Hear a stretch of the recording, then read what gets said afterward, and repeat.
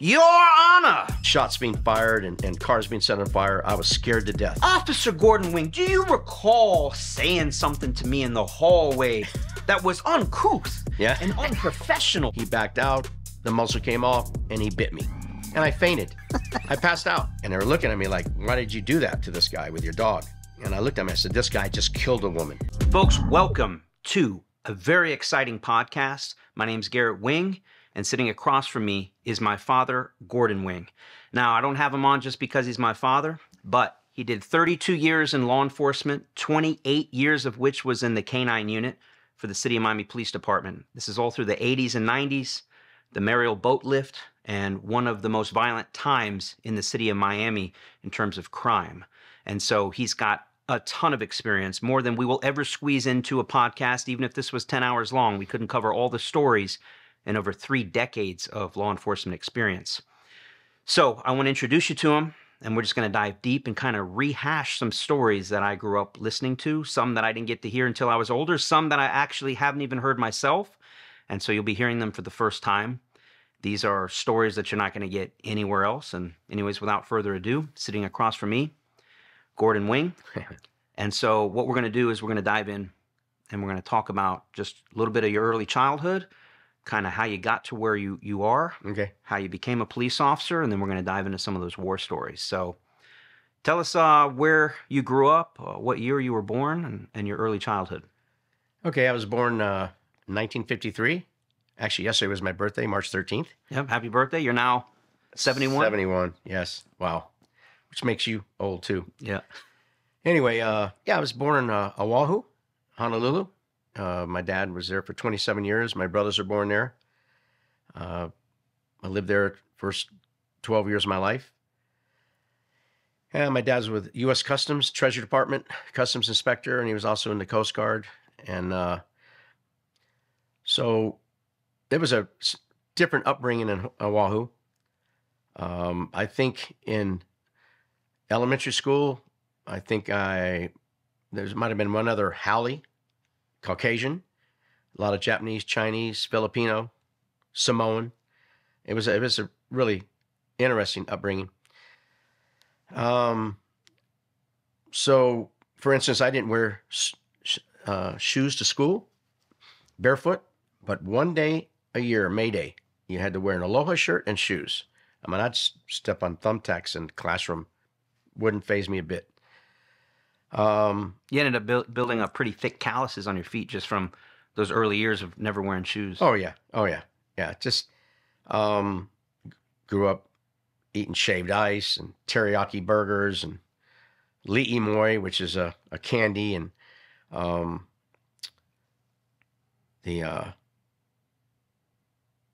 my friends, most of them were Filipino. Mm-hmm.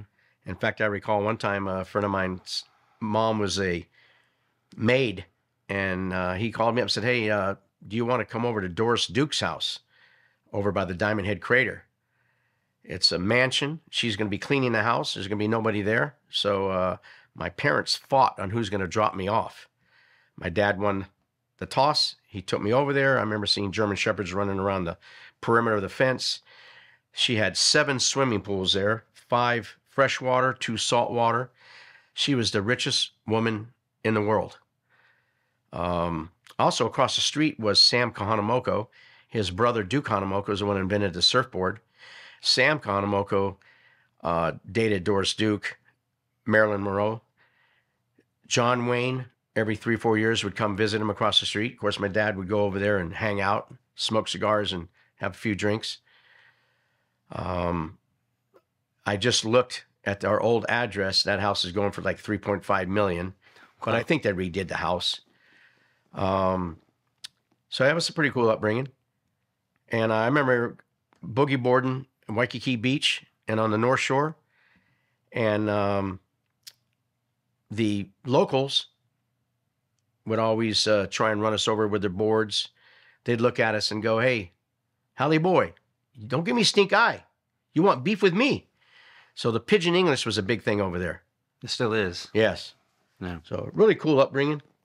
But then when my dad got promoted in the U.S. Customs, he came to the house and asked us, "You want to move to Virginia, Washington, D.C.? It's going to be in the wintertime. You're going to see snow. I'd never seen snow before. And I kind of wanted to get off the island, and see different things. So we moved in the winter. First thing we did when we got off the plane was go get a winter coat. We didn't have winter coats in Hawaii. So I went to high school there. Whereabouts in Virginia? In Virginia, yeah. In Alexandria Falls Church, Northern Virginia. Matter of fact, I remember I was on a rowing team, 8-man rowing team. On the lightweight team, you had to be 135 pounds or less. But in 1968, our heavyweight 8-man team went to the Henley Regatta in England, and our high school team beat every college team in the world. I think the average weight on the boat was 265 pounds. Each man. Yeah, it's just crazy. So, matter of fact, Fairfax County didn't even recognize rowing as a sport until they went to the Henley Regatta and won. So, so then my dad got transferred again, another promotion to Miami. How old are you at this point? Now I left at my last half of senior year, so I was 18 years old.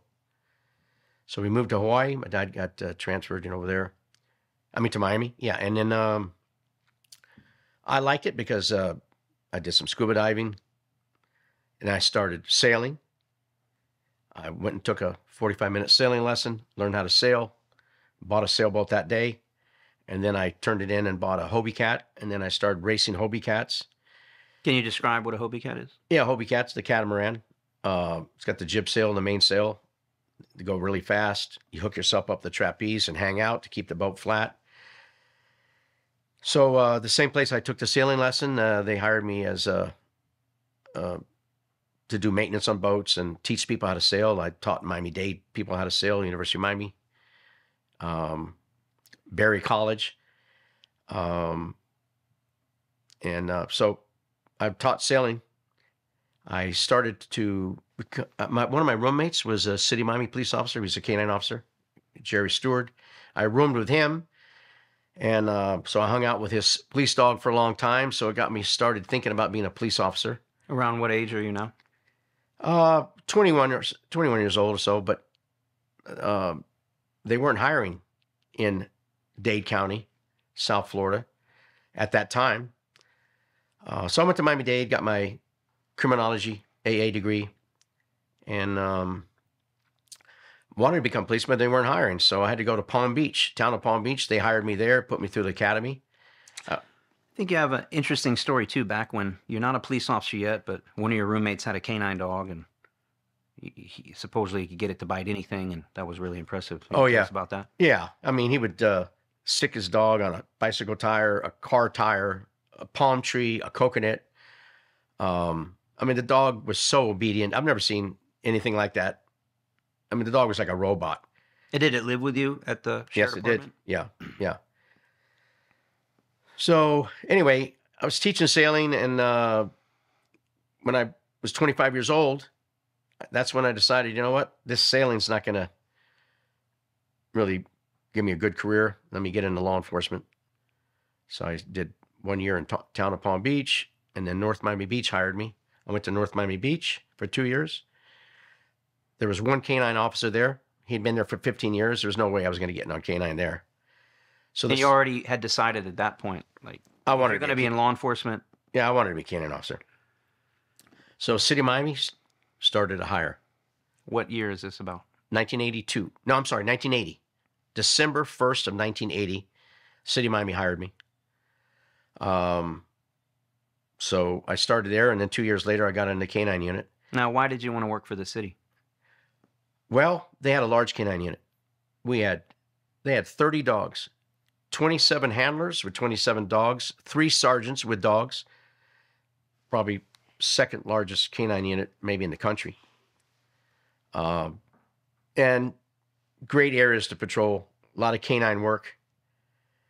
By great areas to patrol, you mean like mansions? No. We had Liberty City, Little Haiti, Little Havana, Coconut Grove. Some Overtown? Yes. Matter of fact, I remember when I was a North Miami Beach police officer and I went to court on a case, and I would see City Miami policemen. I looked at them. I thought, oh, these guys are real cops. I saw them in uniform. I said, they are just fighting every day. All kinds of stuff going on. Now, in 1980, there was the McDuffie riots, just before I started with City of Miami. It was terrible riots. A lot of people got killed, policemen getting shot at, places burning down. McDuffie riots was when Mr. McDuffie was on a motorcycle. He fled the police. He crashed. He was a karate expert, black belt. He was fighting the police. The police fought him, and they ended up killing him. Some of the police officers got indicted. They went to trial, and they were acquitted. And that's when the riot started. I mean, the whole city was on fire. But I was a North Miami Beach policeman at that time. I didn't have anything to do with it. But after the riots, about 700 policemen left the department. They had enough. Out of 1,200? 1,200. So more than half. Yeah.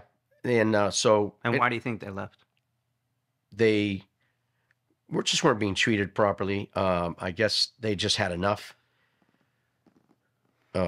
Seeing the town being burnt down. I guess some policemen were at a Zehrs store that was being looted. The looters, when the policemen arrived, took off, left their cars there. So I guess some of the policemen wrote looter on there. So they did an internal investigation to find out what police officers wrote loot on the car, and started going after these policemen, firing them and stuff. So the policemen had enough. They left. Between the violence and the lack of support, and anytime there's riots like that, I imagine they try to change policy. Yeah, of course, can't call it riots anymore. It's civil disturbance, right? Right. But describe the riots a little bit for those who don't understand what was happening. Well, when the verdict came out and these policemen were acquitted, on 62nd Street, which was a main drag from 95 into the Hialeah area, people were going home. They had no idea what was going on. So the rioters were throwing oil on the street and putting dumpsters out in the street. You couldn't go around them. Your wheels were spinning. They were taking people out of the cars, beating them to death, shooting them, killing them. SWAT had to go in there and in their military vehicles to save people. It was awful. And literal fires. Buildings on fire. Oh, yeah. And of course, firefighters couldn't really come in there because they were being shot at. How long do you think the riots went on for? Geez, I would say at least probably 2 or 3 weeks, I'm guessing. Finally, did they get National Guard or? Yeah. Oh, they had the National Guard there. Oh, yeah. Yep. And we had other riots. We had the Lozano riots. And so when all these officers left, that created a vacuum in the police department. Yes. Specifically, the City of Miami Police Department now had to go on a hiring frenzy. Yes. And so I didn't know it at the time, but they had lowered their standards a little bit, and they had hired some individuals that probably should not have been policemen. And we ended up having the river cops, which were officers on the midnight shift mainly, who were ripping off dope dealers, stopping cars, taking their kilos of coke, bales of marijuana. Yeah. And how they got caught was hit a freighter on the Miami River one night. Raiding a freighter. Some guys were on duty, some guys were not. Mm-hmm. And when they ran up on the freighter, some of the Haitians that were working on the freighter jumped in the water. Some of them didn't know how to swim. I think 3 of them drowned. They floated up the next day, and that started the investigation. And the river cops got arrested. A lot of them went to jail. This is around 83, 84, 85? Yes. And 2 of the main river cops were in my K-9 unit at the time. I didn't even know it. I was on afternoon shift. They were on midnights. So when I got hired in 80 and 82, they had 15 positions open in the K-9 unit, which is pretty much unheard of. Normally it's 1, 2, or 3. So they put on a gigantic K-9 class. We had 15 people in the class. I was the last one to be hired. I was number 15. Everyone else got dogs. I ended up without a dog for 2 weeks. Everyone got donated dogs. What I mean by donated dogs is people that were getting divorced, or a dog that would bite the person next door, the mail carrier, people that couldn't handle their dogs. People's pet dogs. Yes, they would donate these dogs. So the canine trainers apparently went out to these houses to test the dog. I think they had to test 50 or 60 dogs to get one dog that could make it through the canine class. A lot of these dogs, some of these dogs were junkyard dogs, patrolling junkyards. They all turned out to be great dogs, great street dogs. But here I am in a canine class with no dog for 2 weeks. The business association down in Miami found out we didn't have any money to buy dogs. They donated $1,000 to buy dogs. So I got the first dog that was ever purchased. The dog came from Canada, came from Landmark Kennels in Miami. German Shepherd. Great dog. What was his name? Pharaoh. Came with the name Pharaoh. And you kept it? Yes, he was about 3 years old when I got him. That's something you always stuck with, by the way. Every dog you ever got, you just kept the name it came with, correct? Oh, yeah, yeah. Whereas a lot of guys will change the name. Correct. I didn't feel any need to do that. So I was lucky enough to... Well, describe Pharaoh to us. Pharaoh was probably 85 pounds. Beautiful dog. Absolutely beautiful. I know a lot of the guys in the unit were jealous of the dog. I was so lucky to get that dog. They got junkyard dogs. You have a somewhat turnkey dog? Yeah, exactly. The dog was already trained. Bite work, obedience. I remember my first day out on the street after graduating from the 3-month, 480-hour class. A call went out downtown Miami during the day of a Asian male dressed in a suit robbing people at gunpoint. So I heard a mounted officer say he's got the guy. The mounted guy started yelling on the radio that he needed help. He was fighting with the guy. I pulled up. I got my dog out of the car, ran up holding the dog by the collar. I could see that the mounted officer couldn't keep the guy under control. So I went to let the dog go. My dog actually bit the mounted guy first on the arm. So that was a fiasco. So that was my first bite, was the policeman. Yeah. But then I got the dog off the police officer. He came off right away and then bit the offender. So they arrest the offender and they take him to the police station right around the corner. They take him into prisoner processing to process him, to do the paperwork. Another guy was coming in, another officer with another prisoner. So the Asian robber escaped, ran out the back door, out the back gate, out into the neighborhood, and long gone. So they had an address on the guy, so the task force unit went over there and knocked on the door, and the offender was in the house, and the mother answered. They said, "Hey, listen, we're looking for your son." "Oh, yeah, he's upstairs taking a shower." Immediately, they heard glass breaking. This guy jumped out the second floor window, escaped again. They caught him in a construction area. I had to fight him, and did a control of persons, when you have to Put your hands on someone, put your hands on someone, yeah. So anyway, that guy apparently ended up in a criminal insane mental hospital. Do you think the same one there on 12 and 28 or 12 and 22? 7 and 2-3. That's right. That's right. Yeah, and apparently that was a design of a prison that no one's ever escaped from. The walls are like 100 feet tall and everything. And I've been in there. It's apparently every time this guy saw anyone in uniform, like police officers, he'd go crazy. So that was my first bite. And so Pharaoh ended up, when he was 12 or 13 years old, I put him to sleep. And I got another dog named Alf, another shepherd, only 11 months old. Got him from was it Tony Guzman's Metro-Dade K-9. Mm-hmm. And that dog came from Germany. Didn't have a lot of training. I went through the class with him.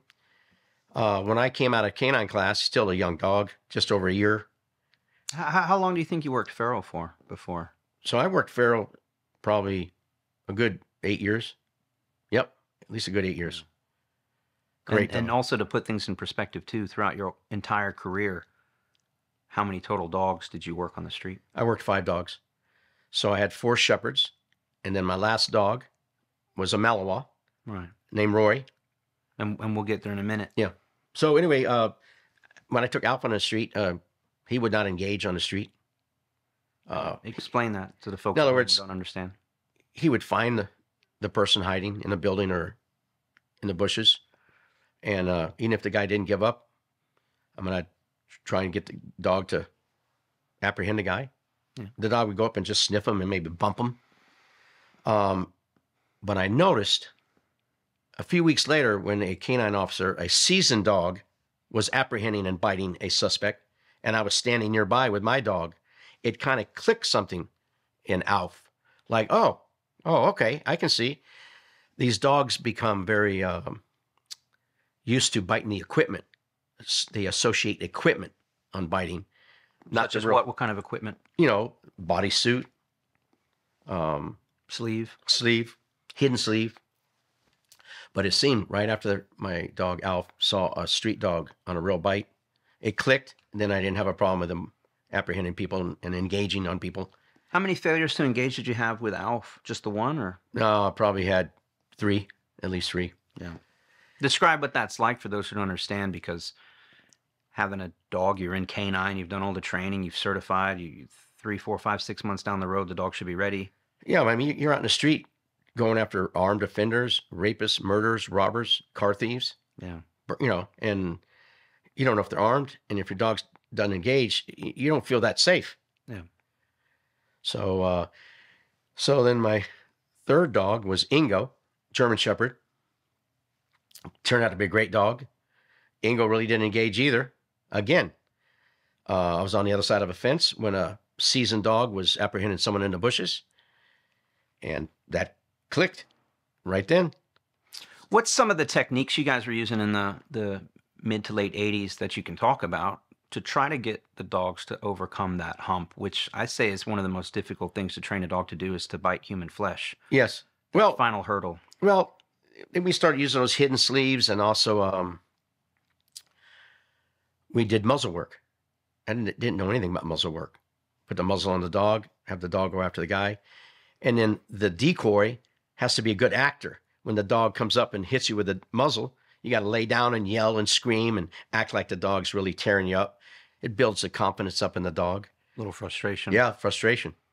And then, for those who don't know, the idea of the muzzle work would be the fact that now the decoy can present himself without the Stay Puft marshmallow suit on, without the sleeves. So we're taking away the visual and the smell of the bad guy. Correct. But the bad guy, or in this case the decoy, is still safe because the muzzle's on. Correct. Unless the muzzle accidentally comes off. Yeah, and speaking of that rings a bell. We had what the thing called a pig bowl. We had a football team on the police department, policemen playing Metro-Dade Police Department. So the city versus the county. Yeah. And we would do a halftime show with the canine dogs. So we thought it'd be kind of cool to do a recall during halftime and send a dog out after the decoy. The decoy has no equipment on him. And we're supposed to do a recall. The dog's supposed to go out, and instead of biting the guy, call him back. So we were going to do it to where the dog didn't come back, but we put a muzzle on the dog, and we were practicing. I decided to be the decoy. It was my sergeant's dog named Moots. He was a donated dog from a gentleman that bought the dog from Germany. The dog was 118 pounds, skinny. You could see his ribs. A shepherd? A shepherd. That's a monster shepherd. Monster. Biggest shepherd I've ever seen. His mouth was like an alligator. So we put a muzzle on Moots, and I pretended. So we were practicing for the pig bowl, and I put the dog in a headlock to pretend like I'm fighting the dog. Well, don't ever do that. When you put the dog in a headlock, he's going to back out. He backed out. The muzzle came off, and he bit me. And I fainted. I passed out. Where did he bite you? In the leg and the arm. I guess I looked down and I saw like yellow fat hanging out, like 45 caliber bullet hole. And I just fainted. So you fainted on the bite, or when he took the dog off, or? Right after the bite, after I looked at my yellow fat hanging on my leg. I woke up in the canine office. I guess they put smelling salt on me, and I said, "How did I get here?" Well, we carried you in, So, and then later on in training, I would accidentally get bit by other people's dogs. As a matter of fact, the same dog bit me again. We were training to go to a USPCA competition, and we were doing box searches. So my sergeant was out there. He let Moots out. Now, the other canine officer said, "Oh, if Mooch is out, we're not going to be anywhere." They went and stayed inside their cars. He's just a killer. Just bites you as soon as look at you. Oh yeah, yeah. So this is Tony Guzman dog, probably. No, this is a donated dog from a gentleman, from a civilian. So I was a canine trainer at the time, and I thought, I'm not going to hide from a dog. I'm going to be out here. And I saw a tree sitting there, a mango tree. I thought, if the dog comes after me, if Moots comes after me again, I'll just climb up the tree. So you're acting as a trainer or a judge, just a man on the field that's not part of the exercise, but prepping the dog for what he might see on competition day. Yes, exactly. And we had never been to field trials. So anyway, Moots was searching the boxes, and I knew I was standing upwind. I knew my scent might be going down towards the box. Well, I saw Moots lift his nose. I'm thinking I bit that guy before, smelled me, came at me. The sergeant really didn't have a lot of control of the dog at the time. Dog tried to recall him, sure. Tried to recall him. This time he got me in the rear end. He's biting me in the rear end. So did you even get up the tree at all? Or No. I looked up. It was too late. It was just too late.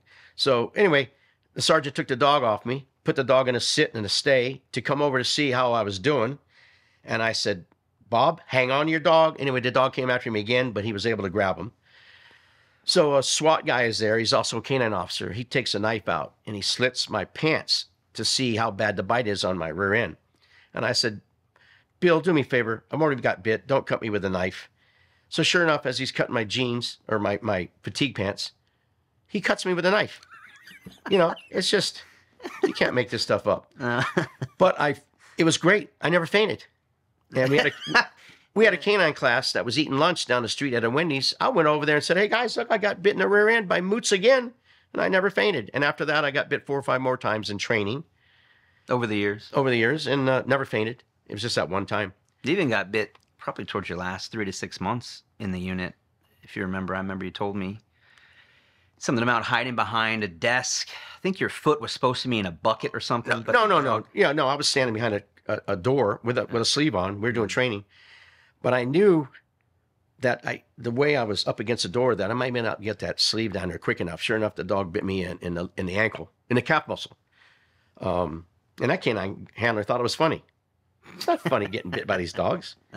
You took that one like a champ, though. Yeah. So then, I had a couple more dogs after that. And like I say, I was getting close to retiring. I retired at 59 years old. My last dog was the Malinois, Roy.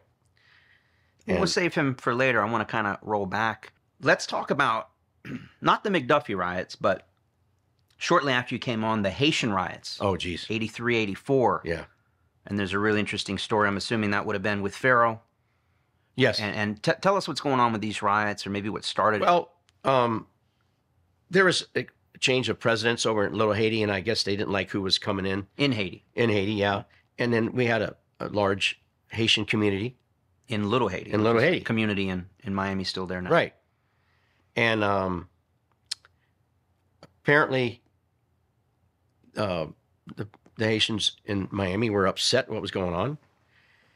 And they started breaking into a couple of businesses. And I remember they were broken into a records and tape store. The alarm apparently went off. The alarm company called the owner. The owner shows up in a car with his wife. And they're up on the roof and going through the roof, breaking windows.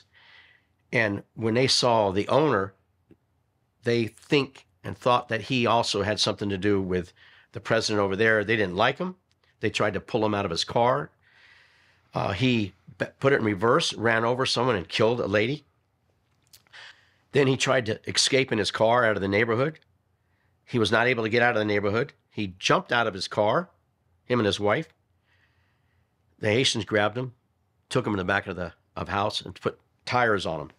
I guess that's what they do in Haiti, and they were trying to set him on fire. At that time, one of our majors, Jerry Green, showed up, pulled out his gun to try and save this guy, and the major accidentally shot himself in the hand. So when he got shot, they yelled on the radio, "Shots fired, police officer down." So our canine unit went in there, and it happened to be a training day on a Wednesday where all the dogs were there. So we went in there, and at the time, they were setting cars on fire. turning cars upside down, putting rags in the gas tanks. It was shots were being fired. And this just happened like from nothing to Yes, full on riot. yes. First one I really been into. So we were trying to keep the Haitians away from the cars and away from the businesses, setting them on fire. So we were actually running down the street with our dogs, and the Haitians would be running from us. This daytime, nighttime? This is late afternoon, early evening. And I can remember hearing banging noise as we're running down the street with our dogs, trying to keep them away from these businesses. And it was actually people running, looking at our dogs and running into parked cars. It was crazy. I mean, they're running so fast, but so scared of the dogs. Oh, yeah. So we weren't biting anyone. We were just trying to keep people away. But the dogs got so fired up. So, matter of fact, I looked down at my dog and his teeth were shattering. Just going like that. How long is this going on for? Probably 45 minutes to an hour at least. And for the folks at home, it's like the dogs, there's a lot of yelling, screaming, people running. But you can't really engage, so the dogs can't really satisfy their urge to bite. Yes. And so it's just pent up. Oh, yeah. So I remember a policeman next to me. He got hit in the face with a rock. He fell down on the ground, got back up, and he ran into the crowd. This was a tough officer. And they were beating up him a little bit. So I went up with my dog. My dog engaged on one of the rioters on the thigh. And the crowd took off. But then the crowd started coming back towards us. They like swell and ebb and flow. Yeah. Anyway, they're coming back at us. My dog, I can't get my dog off the guy. He is not releasing. I'm trying to do everything I can. So I remember a sergeant coming up to me. He says really calm, "Gordon, I used to be in K-9. I have my nightstick, my PR-24. I'll stick it in your dog's mouth while you try and choke him off. And I'll try not to break your dog's teeth, and I'll just get him off." Because these rioters are coming for blood now. And your dog's pretty occupied. Yeah. And I felt I had nothing to defend myself because I couldn't get my dog off. How many rioters are right there? There's got to be, 125 right now in this little crowd. Versus you. And a couple other officers. And anyway, finally got the dog off. But when I got the dog off, he got so frustrated, he bit me in the leg. It wasn't bad. So when all is said and done, everything's pretty much calmed down now. And we have a briefing, and sergeant wants to know how many guys or how many people we bit. Because we had no prisoners. It's not like we apprehended somebody and arrested them. Yeah, because every time we bit somebody, the crowd would grab them and carry them away. So we all looked at each other, and about 6 of us raised our hands. And I'm saying, "Sarge, how are we going to write a bite report? We don't know who we bit." And he says, "We just put it down as John Doe. We'll deal with it later." So I noticed one of the canine officers was not there. I said, "So where's Bobby Myers?" And Sarge says, "Oh, he's at the hospital. He got bit by his own dog and another canine dog." I said, "Well, how did that happen?" Again, Bobby was trying to keep the crowd away. Dog getting frustrated. His dog turned around, latched onto his leg. Another canine officer wasn't paying attention. His dog was way out on a 6-foot leash and bit his other leg. So he had his own dog on one leg. I mean, this was terrible, terrible. So anyway, the Haitians ended up suing us. We went to federal court, had to testify in federal court. And I remember the defense attorney saying, "Officer Wing, on this day in Little Haiti, would you describe it as a jubilant celebration?" And I just about lost it on the stand. I said, "Jubilant? Let me tell you something. I think that was the scariest I've ever been in my life. Shots being fired and cars being set on fire. I was scared to death." Anyway, they didn't win the lawsuit. The city prevailed. They didn't get any money. But it was no walk in the park for any of you. Pardon me? It was no walk in the park for any of you. It was No, a jubilant celebration. Yeah. You guys getting bit by your own dogs. Yes. And let's talk about that for a minute before anyone says, like, why would a police dog bite their own handler?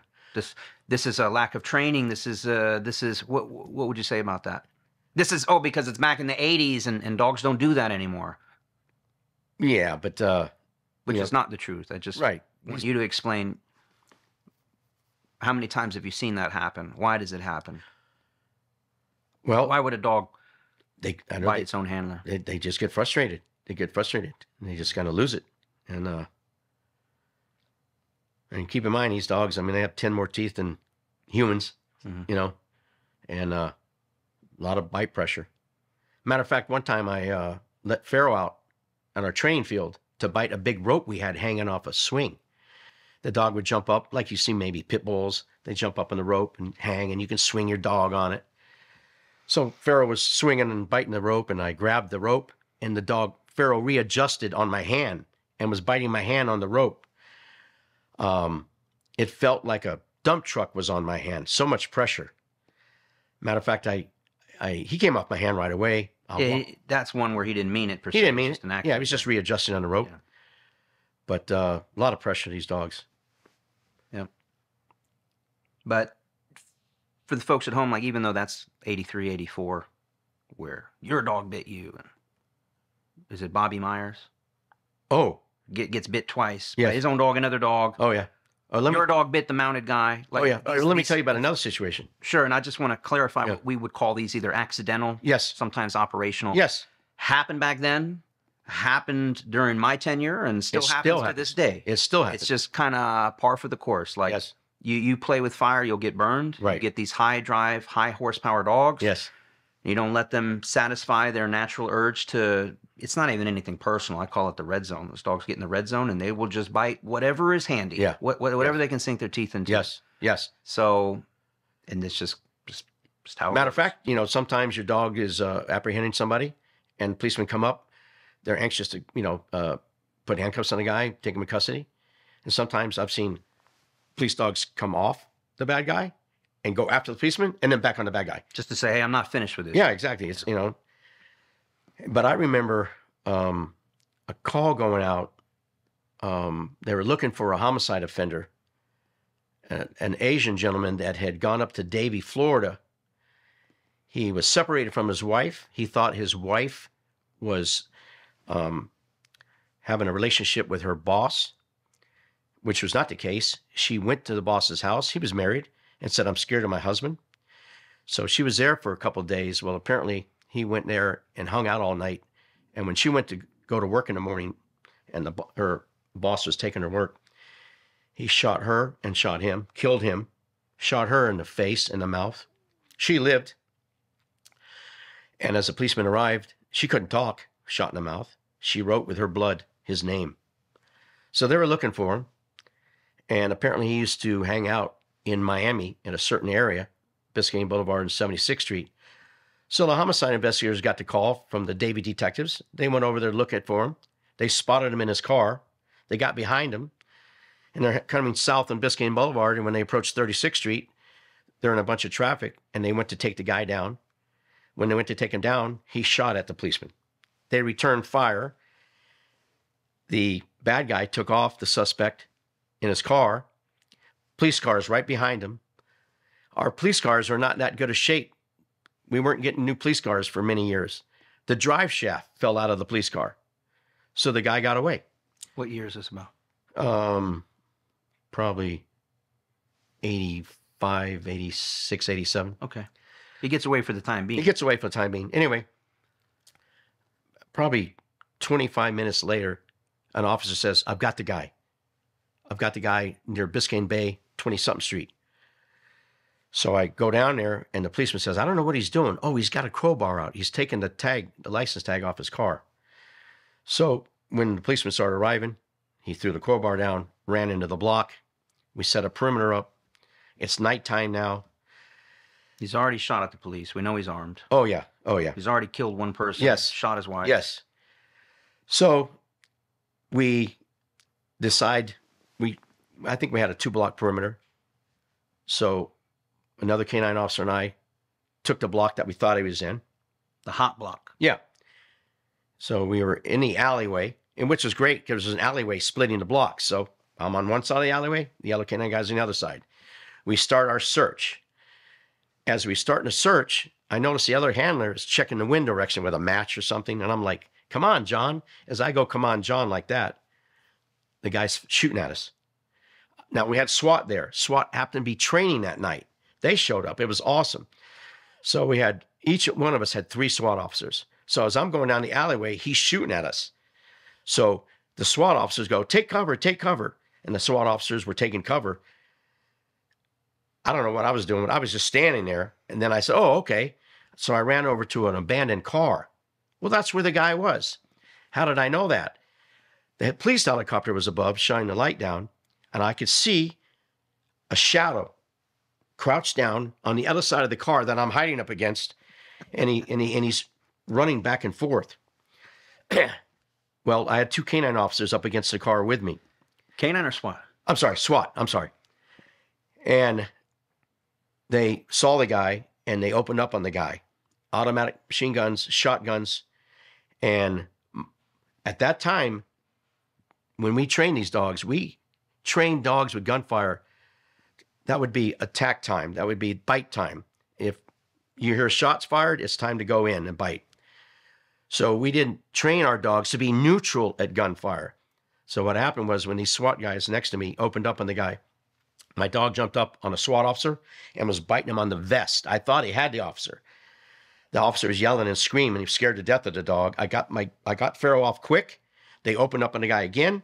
Farrell jumped up again and got him by the vest. So after that incident, that's when we started training for our dogs to be neutral in gunfire. It wasn't always bite time on gunfire. So they ended up killing the guy. A witness who was on a second floor apartment said that he saw the guy hiding behind a car. He saw myself and the other canine guys starting coming down the alleyway. He saw the guy go to shoot us. The gun jammed. He saw the Asian guy, the suspect, playing with the gun. He got the gun. He only had a little 25 semi-automatic. This podcast is brought to you by the world's best online dog training, taught by yours truly, available at DIYK9.com. Now, back to the episode. So, we got about 20 other stories we could talk about. Anything come to mind that you'd like to start off with? Well, how about the Mother's Day incident? So we're talking Mother's Day 2013, give or take? Correct. So tell us what's going on.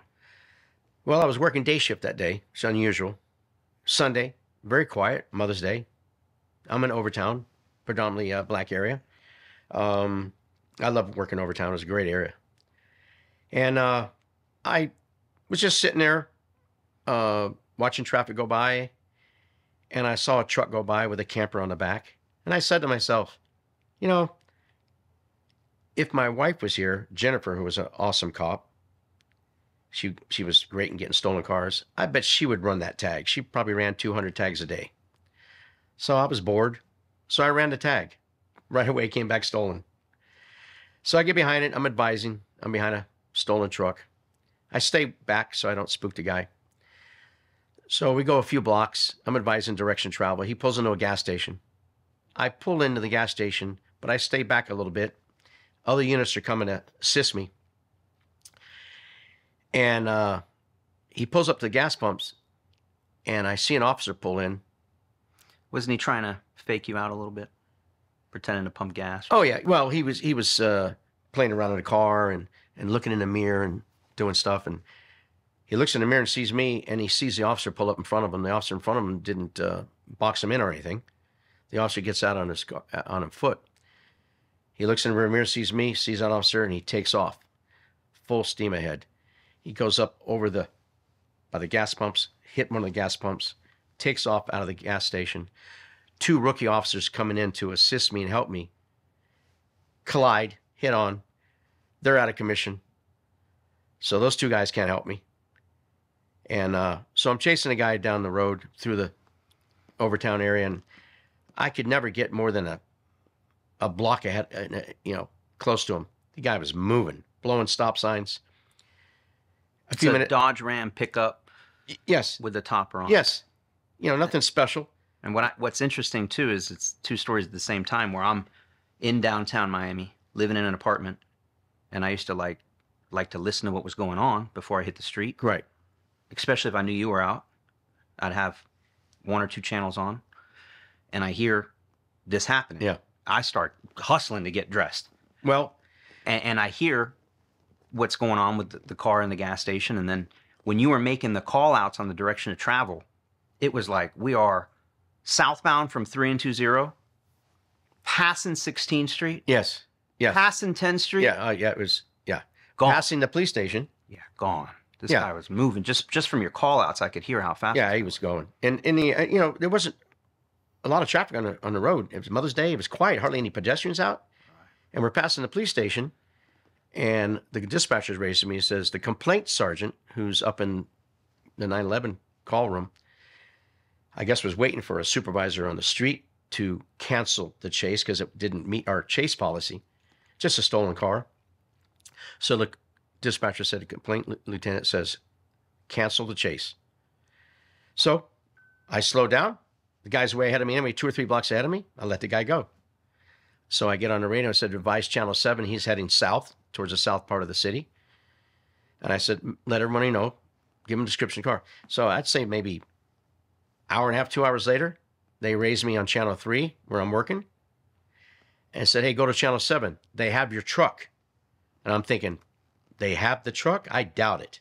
This guy is not going to give up. So I go to Channel 7 and I hear an officer say, yeah, I got the truck over here at Kennedy Park down in Coconut Grove. I'm approaching it on foot. I don't think anybody's in it. I'm thinking, you better watch it if he is in it. And I'll pause you there. Yes. What the guy was doing is that after fleeing from you, he goes down to the Grove where all the mansions are. Yes. And this guy's a notorious burglar. Yes. Home burglar. Yes. And he hit every house in a cul-de-sac. Yes. And then someone came home Yes. and realized, like, Yes. what's this car doing here? Right. Oh my God, he broke into a house. Right. And so he fled from that scene. Right. And so now officers are canvassing for him, Yes. which now they find him Park. in Kennedy Park, Yep. backed in. Yes. And it was Officer Hall is the one getting on really? the radio for my academy class. Oh, really? Yep. And he goes, I remember hearing it. I got the vehicle, but I don't think the guy's inside. But he was just ducked down. He was ducked down. And as I guess Officer Hall approached, the guy took off again in the truck. So I hear, was it Officer Hall that was chasing him or someone else? I don't know. Everybody was trying Yeah. to get a piece of it.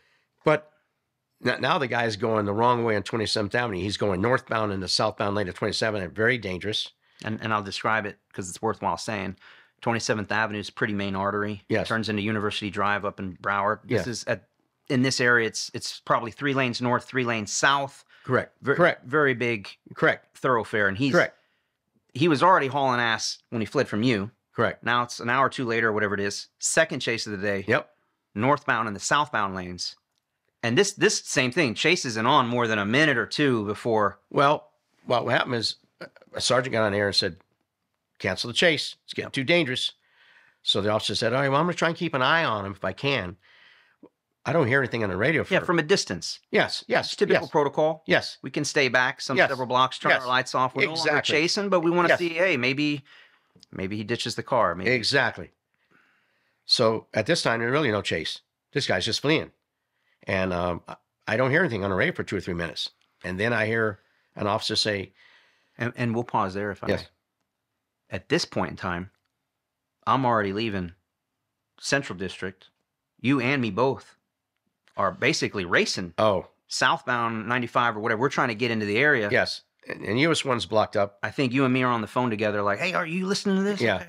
Well, anyway, I had to get off the highway and I went underneath the Metro Rail, which is like a train that takes people around. And I was off the road going under the Metro Rail where people walk, just trying to get around traffic, trying to get down there. Too, yeah, because you can't. It's the only way. Yeah, it's like, anyway.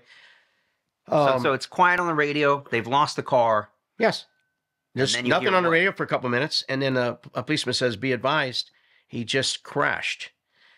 And I need units here. And then I heard a female officer get on there. We need fire department. We need rescue. The truck hit a telephone pole and hit a house. It's resting against the house. And now the house is on fire and the truck's on fire. So I'm thinking, okay, the guy's in the truck's on fire. So And I want to recap too that the guy ends up in this Ram 1500 blowing through a stop sign. yes.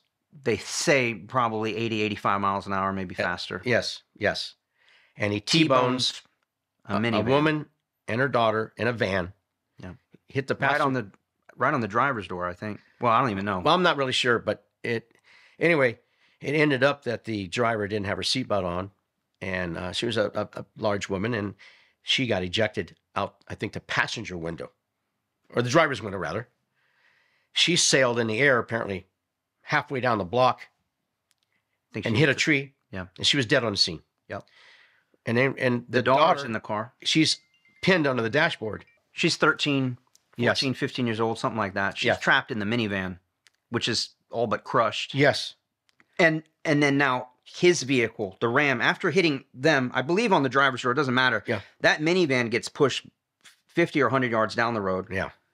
He veers off after the impact, hits a palm tree, which hits electrical wires. Okay. The palm tree crashes into the corner of a house, but it's also where the front door to the house is. Correct. And that's electrical fire puts this house on fire all but instantly. Correct. And so they have one dead woman wrapped around a tree, the daughter in really bad shape, trapped in the vehicle, Yep. people in the home screaming, trying to get out because Right. their house is on fire. Correct. And it's pandemonium on the radio. Correct. So I'm still trying to get down there, and so are you, trying to arrive in the area. And I don't hear anything about the offender. So I get on the radio. I said, where's the guy in the truck? Where's the bad guy? And a policeman goes, oh, he jumped out of the truck and he ran eastbound on foot and he has blood all over his face. And I said, okay, are you going to set a perimeter up? We need to catch this guy. And the sergeant gets on the radio and says, oh, no, we have too much going on right now on the scene. We can catch him later on. And I'm thinking, oh, no, we're not catching him later on. Need to catch him now. So, and at this point, I think it's pretty clear, like, we're all aware that there's a 45, there's a dead body. Like, this is a significant crash. We now have a murder suspect. correct. Yeah. So I get on the radio and said, we need to set a perimeter up. And like I said, the sergeant said no. So I told the dispatcher, then if we don't have enough manpower, get somebody from Coral Gables, an adjoining agency. So they were doing that. And then a lieutenant got on the radio, Lieutenant Cruz, and said, hey, do what the K-9 officer said. We need to catch this guy. So we have a perimeter set up. Well, not really. It's you and me. Well, yeah. So You and me, car 69 at some point, and or are on a TAC channel, and saying, look, I remember us having a conversation, and nobody's doing this perimeter. What corner do you want? What corner Yeah, I'll take? yeah. And we did like a 2-man perimeter, but we Yeah. set a monster. We Yeah. were trying to anyways. We Yeah. were trying to set a big, maybe 6-block perimeter. correct. But there's everyone's dealing with the fire and trying to get these people out of the house. Yeah. So I start circling the block, trying to contain him. And I got on the radio and said, hey, listen, dispatcher, if anyone calls that they see the guy in the backyard, let us know right away. So I see a guy running over to one of the officers on the perimeter who's standing out on the street. And the officer gets Pretty close to where the crash is, Yeah, I think. about a half a block away. And I see the policeman talking to the guy and I get on the radio. So I start heading towards the policeman. And the policeman says, hey, I was just approached by a gentleman that said the offender we're looking for broke into his house, grabbed a knife in the kitchen, held his wife and him at knife point, and demanded the keys to his car. And jewelry. Okay. Add that too. And a towel. Yeah. To So clean himself off. this is a one-man crime spree going on. So then I see a car pulling out of a driveway, going at high rate of speed, and the policeman says, that's the car. Tells the K-9 unit, that's the car. So then again, I'm trying now to catch up this guy. He's in a different car. Just stole it at knife point. Home invasion. So now he's heading back south on 27th Avenue. Again, he's ahead of me. He's a good block ahead of me. Block and a half, maybe 2 blocks ahead of me. I see him make a left, going eastbound. Anyway, I finally catch up to him. Well, and this is where I come in. I'm on the same block when this happens. I think the guy passes right by us. We have to do a U-turn to get on him. Right. And I know you're on it. You're going to be the lead vehicle. Right. And the guy just keeps making like a right and a left. Yeah, these are right short blocks. and a left. Short yeah. blocks. Residential area. Right. It's daytime. It's probably, I don't know, 2 in the afternoon, Yeah. something like that. So every time I turned around a block, I was on him. Every time I run around a block. And I'm paralleling you guys. Okay, but I didn't know this at the Right. time. I'm paralleling, hoping, by parallel meaning for the folks who don't know, you might be on 22nd Street. I'm on 23rd. And the guy keeps kind of cutting south, and I'd see him cut south and left. He'd be in front of me. I'd see you make the turn. I'm like, well, let me cut over one more too. Right. I already had a game plan in my head because he was driving like a Toyota Tercel or something. Correct. Corolla. Correct. I'm thinking this is like a 3 or 4 cylinder engine. Correct. We should be able to catch up to him. Yes. But this guy was driving. Yeah, running stop signs and stuff. And yeah, my hope was to come up on an intersection, meet him at the intersection, and just take him out. Yeah. Yeah. You know, because at this point, we got to do what we got to do. We have to stop this guy. So, but I could never catch him on an intersection. Yeah. Well, I finally lost sight of him just for a few seconds. He went around a corner. I come right over. He's gone. I said, he couldn't have made the next intersection. So I slowed down and I looked to the right and I see him. He had pulled into an apartment complex and I guess he couldn't put the brakes on quick enough. And he actually ran the Toyota Tercel up against the apartment. So he's up against the apartment. I pull in behind him and I put my bumper up against his and I kind of squish my car up to his. He can't go anywhere now. When I hit the rear bumper, I see him looking in the rear mirror, and when I pulled up, he's got a towel, and he's wiping the blood off his face. Well, he immediately bails out of the driver's side. With a knife? I didn't know he had the knife with him at the time. I was quickly getting my dog out of the back, and I told Roy, I gave him the command to stop the guy. Roy lost sight of him because the guy went on the other side of some cars. So I redirected Roy over to the direction the guy was traveling. My K-9 dog, Roy, the Malinois, jumped up, bit him in the butt area, knocked him down. I got on the radio and said, my dog's on the guy. Hold the air. And next thing I know, I'm getting someone's tapping me on the shoulder while Roy's on the guy. And it's you, out of nowhere. And you said to me, hey, Dad, Roy's got the apprehending the guy, but the guy has 2 or 3 pairs of pants on. And all my dog does is have his pants in his mouth. I remember saying, that's not good enough. Yeah. So I got Roy off his pants, let him go again, and Roy apprehended a guy in the back of the head and the neck, dragging him around on the ground. I looked over and I saw a gentleman and his son watching us. So I got Roy, and we got the guy in custody, and Roy, my canine dog, had blood all over him, blood in his mouth. It was just terrible. So I wanted to get the blood and stuff off the dog. So I asked the gentleman, hey, sir, I said, can I use your hose? You have a hose? He goes, yeah, come on over here. And they were looking at me like, why did you do that to this guy with your dog? And I looked at him, I said, this guy just killed a woman.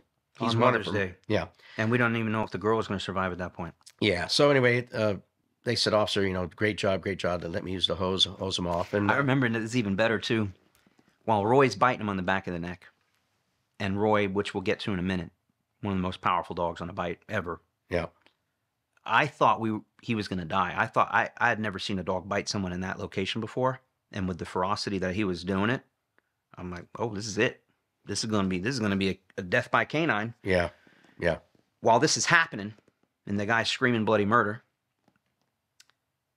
a woman comes out from the apartment that we're in front of with her rollers in her hair. Yeah. Screaming like just she can't put together what's going on. Yep. And we didn't really know where we were at this point. Correct. Like I didn't know what street we were on and we needed help. It was just you and me. Yeah. People are trying to come to us. They don't know where are you? Yep. I said, hey, what's the address? And the lady is just, she just kept staring at what Roy was doing to the guy. Yeah. Yeah. And I just remember kind of like breaking her out of it. Like, what's the address? And she told me the address, get on. Yes. And then anyways, we ended up, like you said, getting Roy off and the guy's in custody. And yeah. And I think he pled out and he got 50 years or something. Well, not enough, but. So the story, for me, continues in that the guy ends up going to JMH Trauma, which is where we send all the dog bites anyways, Jackson. Well, but he was particularly messed up just from the crash. Correct.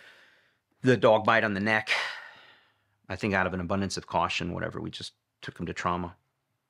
And when we get there, the guy's already been there like 20 or 30 minutes, and he's being a complete a-hole. They got him in one of the surgical rooms, and I learned a lot that day about JMH Trauma, hospitals, and nurses, and this is what ends up happening. As soon as I come in, and I think I went there maybe on your behalf to get some information, you're going to do the bite report, Correct. Just to see what's going on. And this guy's just mouthing off after everything he's done. 3 police chases, killed a woman, did a home invasion. Yep. Robbed an old lady. Yep. Came out of the car with a knife.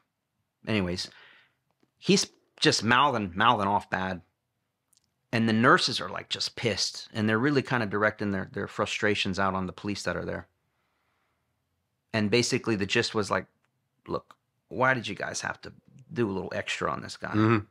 And she was being the head nurse or whoever was dealing with him, just really frustrated with us. And this guy was like, give me aspirin, and just being very demanding. And I basically interrupted the nurse because I was trying to get some information about, the guy's name, and she's kind of blowing me off because she's frustrated. I said, look, I got to stop you here. I can tell you're frustrated by us. I know it looks like this guy's in pretty bad shape. I mean, in that bad of shape. He's conscious and talking and being an a-hole. Right. I said, you see that girl over there who's in horrible shape?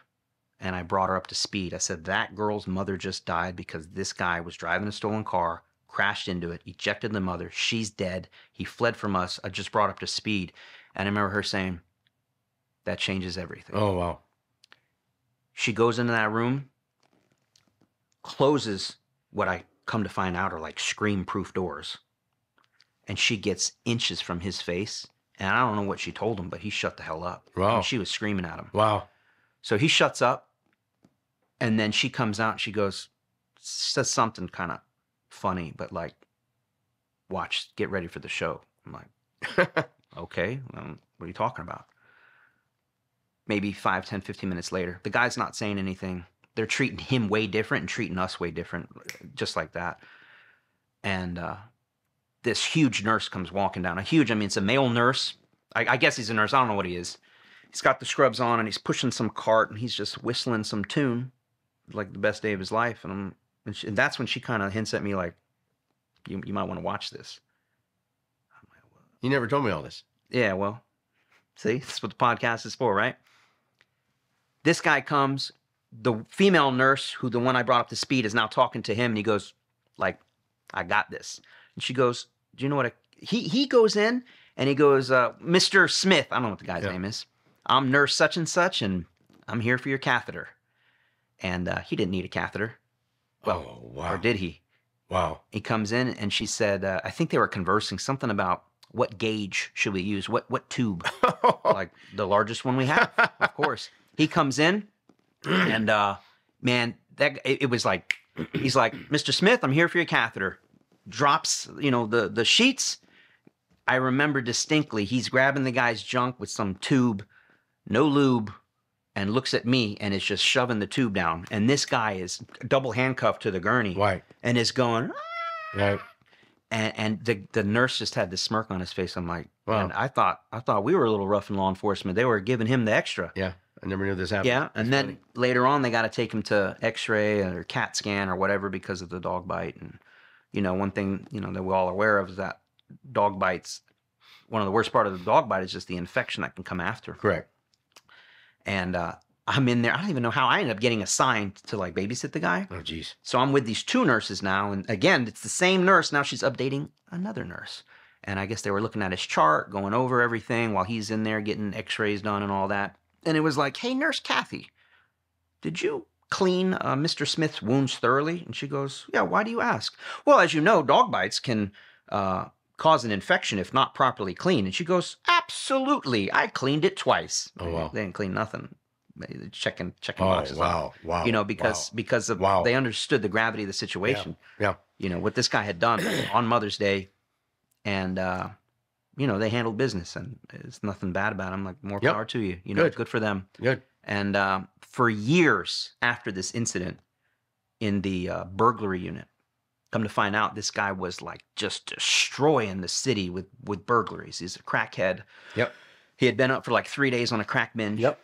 And because they interview him later, and he admits to everything. And they ended up closing out some like 120-something cases on this guy. Wow. Yeah. And they were so happy because it just cleared out all this workload that these burglary detectives were dealing with, like countywide. Wow. And so for years after, anytime I'd come in the investigative unit, right up there on top of the desk of the main detective was a picture of this guy post everything. And he just looked rough. Like Yes. his mugshot photo. Yeah. I mean, you could tell. Yeah, I'm saying, bandages all over his neck, and yeah. He looked rough in Yeah. this, and it was titled Roy's Chew Toy. Oh, wow. Yeah. That stayed up there for years. Yeah. I just decided to run that tag just because I knew my wife would have. Yeah. And things went to crap after that. That's how it happens. Yeah. Tell us about the time you were think you had a Denny's late at night. You and maybe It was IHOP. Yeah. IHOP. Okay. All right. Midnight shift. It'd been fairly slow that night. Working 9 o'clock at night till 7 in the morning. K-9 gets off a little earlier for K-9 care time. So it was around 5:30 in the morning. We had just finished our breakfast. I was eating breakfast with another K-9 handler, Wayne Cooper. And it was getting time to transfer and go home. So I remember I ordered Rudy Tooty Fresh and Fruity, eggs and pancakes. Because it gets funny later on. So we paid our bill, get in our cars. We're starting to head up on the expressway to go home. And actually, as soon as we pulled out of the IHOP and came to the first traffic light, a call went out, reference somebody called and said a car was in the water in a lake. Now, I don't normally work that area near the airport, Miami International Airport, but I thought, I'm not too far away from that. And the first thing came to my mind is probably a stolen car they dumped in the water. So I told the dispatcher that myself and the other K-9 unit behind me will be going by. So I put my lights on. There was no other traffic. I didn't have my siren on, just my lights, and I was moving just to get over there, just in case there was somebody in the car. And it was a cold night out, probably one of the coldest nights in Miami, like 39 degrees, 38 degrees, wind blowing, nasty weather. We arrive at the lake. I expected to see maybe some witnesses saying, hey, the car went in the water, we didn't see anybody come out, or maybe someone on the side of the lake all wet saying we got out of the car. There was nobody around. So it looked like an old Cadillac. It was in the middle of the lake, and you could see the rear end sticking out. The lake wasn't very deep. What had happened was the car had gone through come off an exit by the airport off 836 and went right through a guard gate, or right through a cement wall.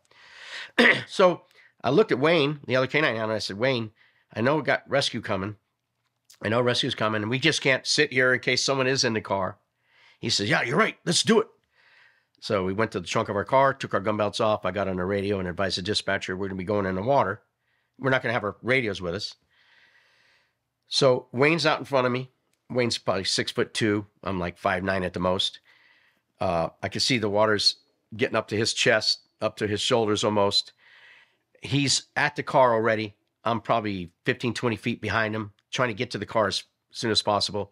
I see Wayne try to open up the front door underwater. He can't get it open. I see him go to the back door. He opens the back door. I see him reaching in, just his head's out of the water. And he says, I got one.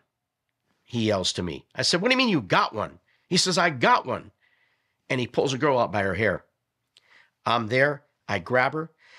I'm starting to wade over with her in my arms to the side of the lake. And I'm giving her some breaths of air. She's unconscious.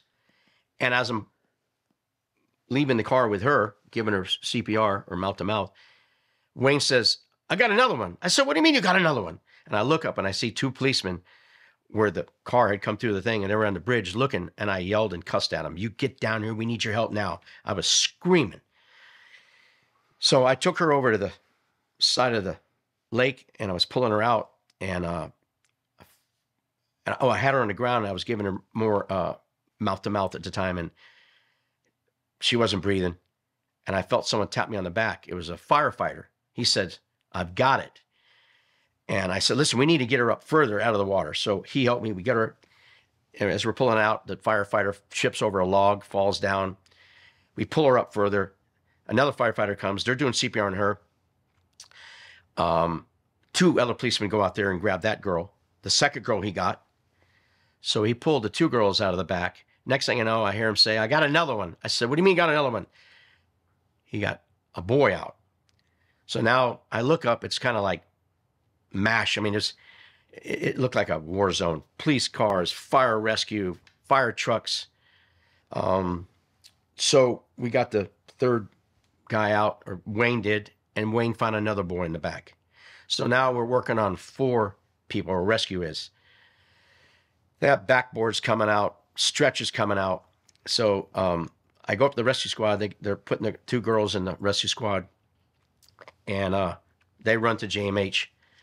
They're working on the 2 boys. And long story short, the 2 boys did not make it. The 2 girls did survive with no problems at all. So anyway, after the incident, I went to JMH to see what was going on, and they said, yeah, the two girls are in really bad shape. The two boys didn't make it. I was going on vacation the next day out of town. So the next day, I called JMH to see how the girls are doing. They said, well, it's still touch and go. We have them sedated.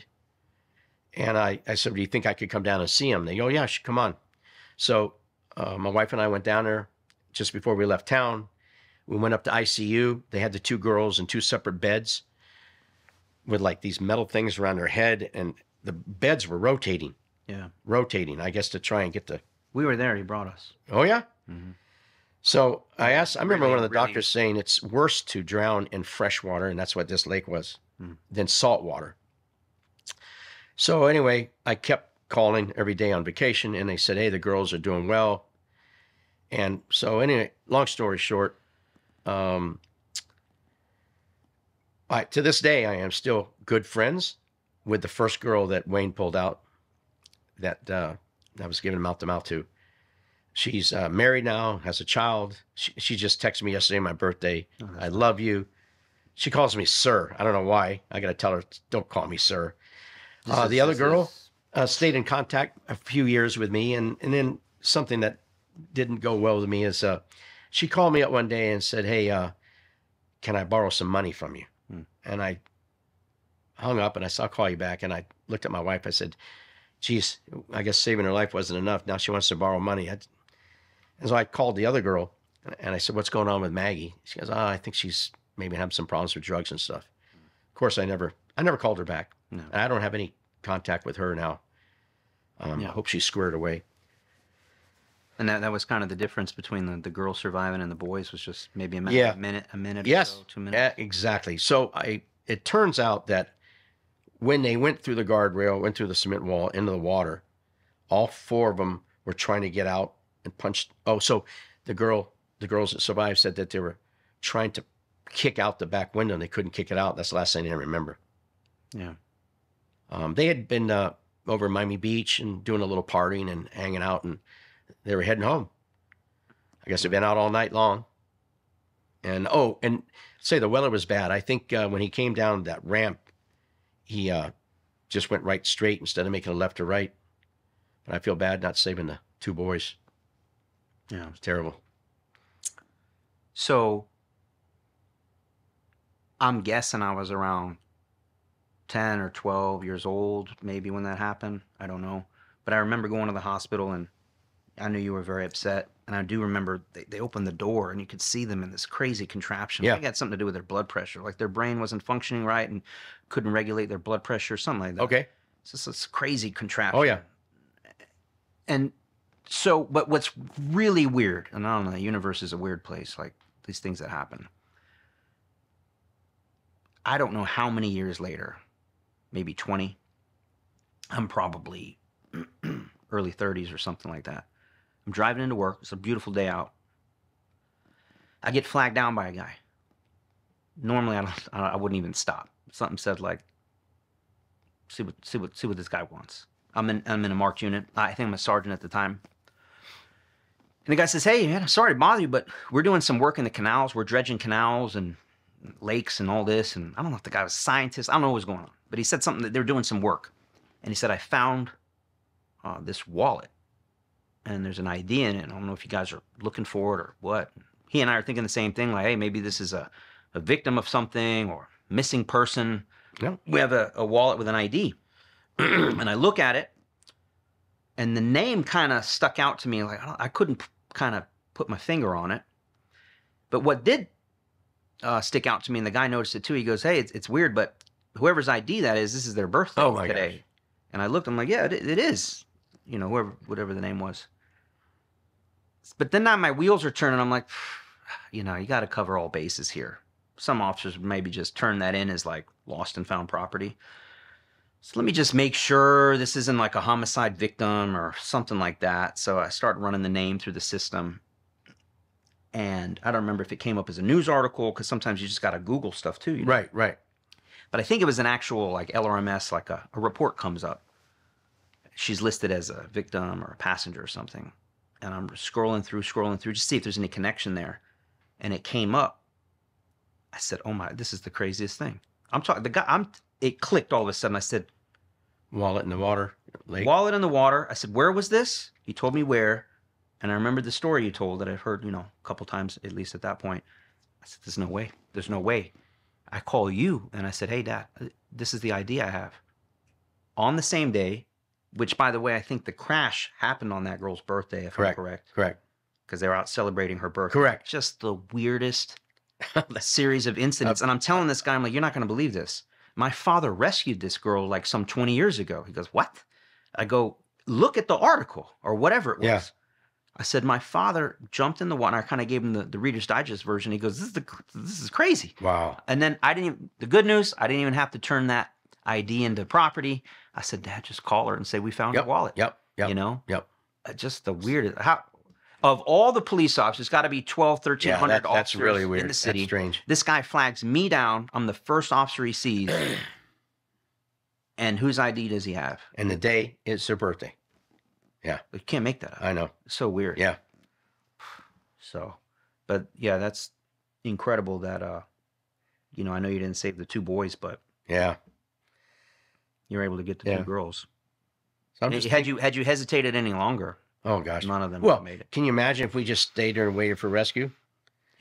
Yeah. Thinking, it's cold, the water, whatever. Oh, and this was a matter of fact, when we first started going to water, I had my flashlight. I was shining around looking for the alligators.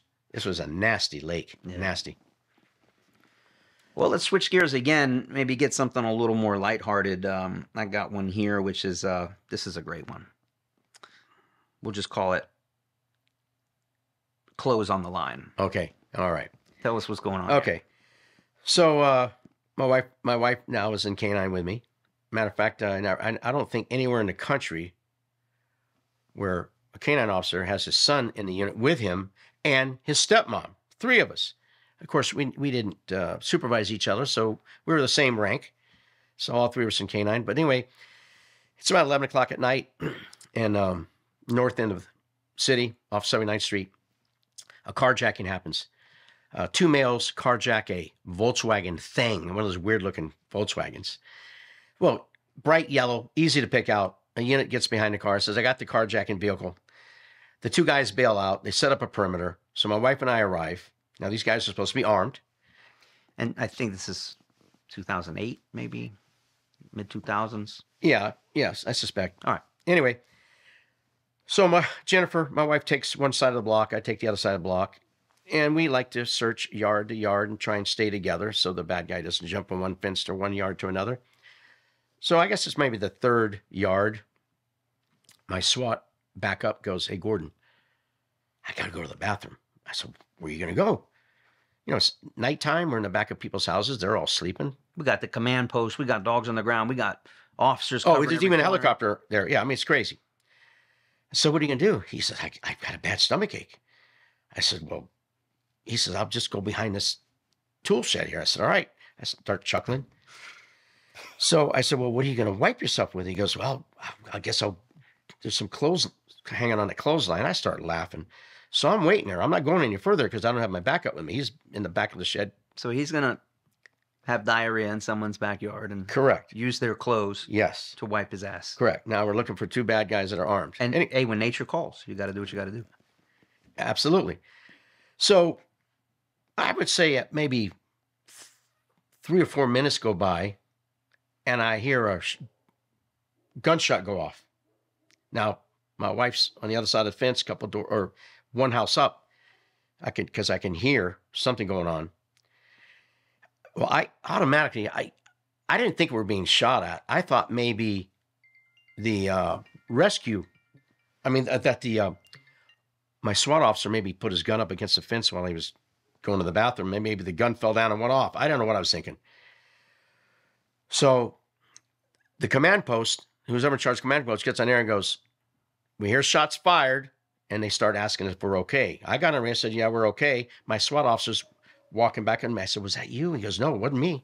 He's back there with his pants around his ankles, taking a dump. When the round went off. Yeah. So it's not him. No. So then I see the SWAT officer that was backing up my wife, backing Jennifer up, come to the fence and motion my SWAT guy over.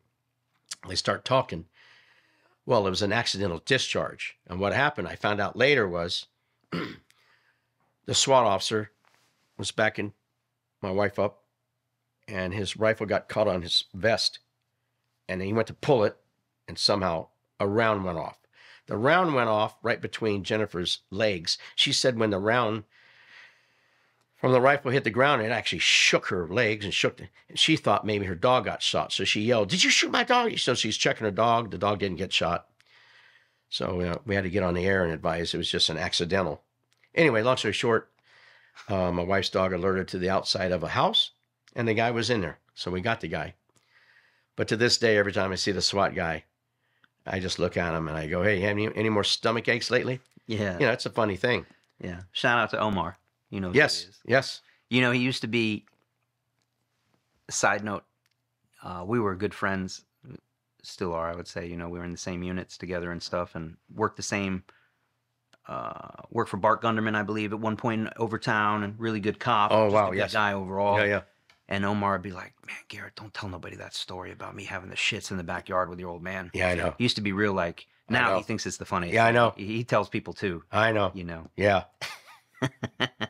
I don't know who had it worse that day, Jen or he's there. I'm telling Can you you. imagine pooping and the round goes off? I'm telling you. He probably didn't even get to finish wiping, to be honest. I'm telling you. Yeah. Oh, tell us about Roy and his first bite. How that went down. Tell us a little bit about Roy. I mean, at this point, you've had four German Shepherds, Correct. but here you are. You knew it was probably going to be your last dog. Oh, You're yes. Probably 23, 24 years in with just the K-9 unit. Correct. And why'd you end up even getting a Malinois? You've been Shepherds your whole career. Because the vendor that we were getting our dogs from Metro-Dade K-9, Tony Guzman's business, he had a Dutch Shepherd and a Malinois all ready to go to sell to the department. So we tested the dogs, and I liked the Dutch Shepherd and I liked the Malinois. They were both highly trained dogs. Fully And, titled, probably. Oh, yeah. Oh, yeah. Oh, yeah. Anyway, I just end up picking Roy out. I think I remember too. You're like, I've had Shepherds. Let me try something new. Exactly. Yeah, I did want to try something new. And I'm glad I did. Got a little taste of the Maligators. But I think that it would have been great if he was maybe my first or second or third dog. But now I'm in my 50s, you know, not as young and strong and robust as I was. And here I have this tough dog. How much did he weigh? Well, I think he was probably a good sized Malinois. I mean, a lot of them go from like 60, 65, 75 pounds, but he was probably 80, 85, right? Yeah, 80, 85. But he's also just the way he was built. Thick neck, big head. Oh my gosh. Yeah, and the muscles in his mouth. He used to basically exercise his jaw muscles on his days off. Remember, he would get a stuffed animal and just sit there for 30 minutes. And Yeah, just like this. It was the weirdest thing. Yeah. And we never stopped it because it wasn't harming anything. No. He'd just sit there and Yes. like he was just working out. Yeah. Getting ready for. Oh yeah. And when he opened up his mouth, you could see those muscles back in there like a pit bull. Yeah. It was scary. So right out of the K-9 class, out of the 3-month, 408-hour class, we're looking for a guy that assaulted somebody. You think you're even doing a 480 at that point, or you could still do a 2-week? Oh, the correction. You're right. Because I had already gone through a few 480 FDLE required courses, I only had to at least get some search work in on them and get certified through FDLE. So I was able to hit the street. You're right. It was only 2 or 3 weeks. So I didn't have to go through a whole class with him. He's pretty well turnkey. He came titled. He's pretty good. And, Oh yeah. And again, at this point, every dog you've had, except for Pharaoh, has been slow to engage on the street, which is fairly typical. It happens. Correct. 2, 3, 4, fifth exposure, maybe you get a bite. Correct. Now you have Roy. You've only known him a couple weeks. Yep. Anyway, searching for a guy that assaulted somebody. It was a felony, of course. And the guy was under a table behind someone's house, wouldn't come out, wouldn't show his hands. So I released Roy, and Roy bit him in the calf area. The guy wasn't making a sound. Nothing. Not a sound. Anyway, I took Roy off quick. I got him off quick within a few seconds. And I looked down, and I could see it looked like just a piece of meat and a little muscle, and it was pulsating. It was, I don't know what it was out of his calf muscle. It was moving on the ground. And I swerved down. Attached to the guy. Pardon me? It's not attached to the guy. No, it's not attached to the guy. And I from that moment on, I said, I don't ever want to bite anybody with this dog if I can help it. Because of the damage. Yeah, normally the shepherds bite and hold. You get some punctures. Maybe once in a blue moon, you'll get a shepherd that does bite and shake. But these Malawas, they bite and shake. We call them land sharks. Or alligators. Alligator, I mean, they bite and shake, and they do a lot of damage. So yeah, from then on, I just tried not to bite anybody with them. Unless it was a really bad dude. Yeah. I remember this one interesting, funny thing is call went out reference a couple of males in Overtown pointing guns at people. So I spotted the guys in the car. I got behind them. I didn't even light them up with my overheads. I was waiting for other units to get in. They took off up 95, crashing into cars accidentally. They finally bailed out. My wife got one of the guys. The other guy's in the block. I'm searching. As I get there, my wife, Jennifer, says, listen, I don't know why you're searching over here. The guy's got to be over here. And I said, I think he's going to be over here. So we argued back and forth. And she's telling me, I'm telling you, you're wasting your time. I said, well, I'm going to search this area first. So I'm searching. Roy is alerting to an area near a fence line, a wooden fence. So I figured the guy's on the other side of the fence. So Roy goes through the hole of the fence first, and I'm trying to get myself through there. My gun belt's getting hung up, and I hear someone yelling. I look, Roy's on a guy. And I'm thinking this is the guy. It matches the description pretty well. And I see Jennifer pull herself up over a fence, and I look at her, and I go, is this a guy? And she goes, nope, wrong guy. This guy was sitting on a chair selling dope. He had a big bag of drugs with him. So now we still haven't found the other guy. Now, I've already got an accident. You bit the wrong guy. I bit the wrong guy. Luckily, it ends up he's not completely innocent. He's sitting there selling dope. Yeah. But I didn't want to have another bite on the same scene. So we called another dog from another agency, Metro Dade. The guy showed up. And Jennifer says, I'm telling you, don't do what my husband did. Search over here where I told him. Within 2 minutes, he had the guy. Didn't bite the guy or nothing. But so, you just got to be careful of these dogs round in the corner. Oh, yeah. They're so, and then I recall another incident where Sunday morning we were getting hit. Businesses, they were going along the railroad tracks and putting holes in businesses and stealing stuff. An alarm system went out. Actually, they could hear the guy inside or hear people inside. I arrived on the railroad tracks, got my dog out. I could see a hole in the business. They're trying to push stuff out. So I come up to the hole. The guy's trying to crawl out of the hole. When he tries to crawl out of the hole, he sees me and starts to go back in the hole. Well, I release Roy. He's biting the guy on the arm. And I pull Roy, and we pull the guy out of the hole. Well, I notice the guy my dog is attached or biting the guy on a regular arm. The other guy only had half arm on the other arm. So he's biting the guy, let's say on the right arm. Yeah. And you look to probably put handcuffs on him. Yes. And there's nothing there. Correct. So I found out later on this guy came over on the Mario boat lift when, Castro let everybody out of the prisons into Miami. This guy had tattoos all over him. Real bad guy. Anyway, I actually ended up catching him again, not knowing. He was inside another business at night, like 2 years later. Roy bit him again, but on the leg. And then I see the guy years later walking through the Overtown area, walking around, with a little nub. And he'd look at me and smile and go, your dog got me, and your dog got me. It was just a joke after that. And I would see this guy. He was a tough guy. I would see him climb up coconut trees to get coconuts out of the tree, going up the coconut tree with his feet and one arm. And this guy was a beast. Crazy. Yeah, pretty funny thing. Speaking of the Mariel boat lift, I don't know if it's for this podcast or another one, because we do plan to have Jennifer on to tell her stories, you know.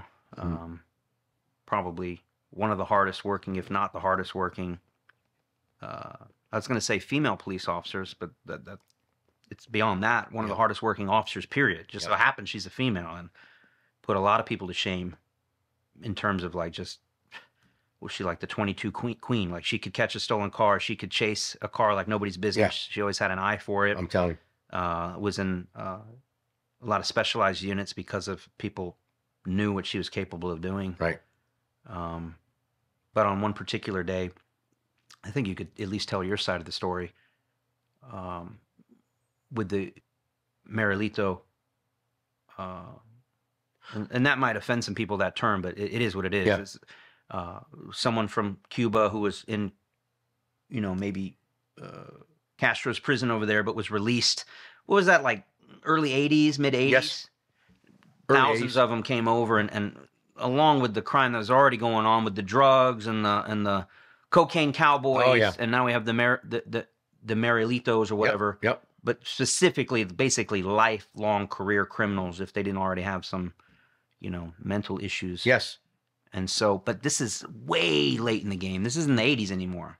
A lot of these criminal Mariels have already found their way. I don't know if they got deported or found their, you know, long prison sentences. So it'd be very rare as the decades went on to run into one. Correct. And I remember you kind of explained this to me, and only once or twice in even my career. And you had to kind of guesstimate, like, okay, it's 2010, Mariel boat lift. You'd kind of say, like, this guy's in his mid 50s, late 50s, but this guy's lived a life. Correct. You know, tattoos on the face. Yep. The teardrops and all that. Just, you know, you could tell you're in law enforcement long enough, you can tell when someone's a career criminal or not. And then, you know, maybe they're Cuban ethnicity. And like, hey, did you come over in the Mariel boat lift? Yeah. Yep. And they're speaking English now? Oh, yeah. Yep. But anyways, tell us about this. Is probably late 2000s, 2010, who knows, 2012. I was working at that point, but you have this guy, and Jen was working maybe Overtown area, night shift, and it was some kind of Ram 2500 or some kind of lifted. No, it was one of those dualies. Right. One of those big. Well, what happened? Well, we're both working midnight shift. She's in patrol. She's not in K-9 yet. And I'm talking to her on the phone. I'm in the same area she is, Attapat area. And she goes, oh, jeez. I go, what? She goes, a truck just blew a stop sign and almost hit me. I said, okay, so, and what are you going to do? She goes, I'm going to stop him. I said, okay, well, hang the phone up.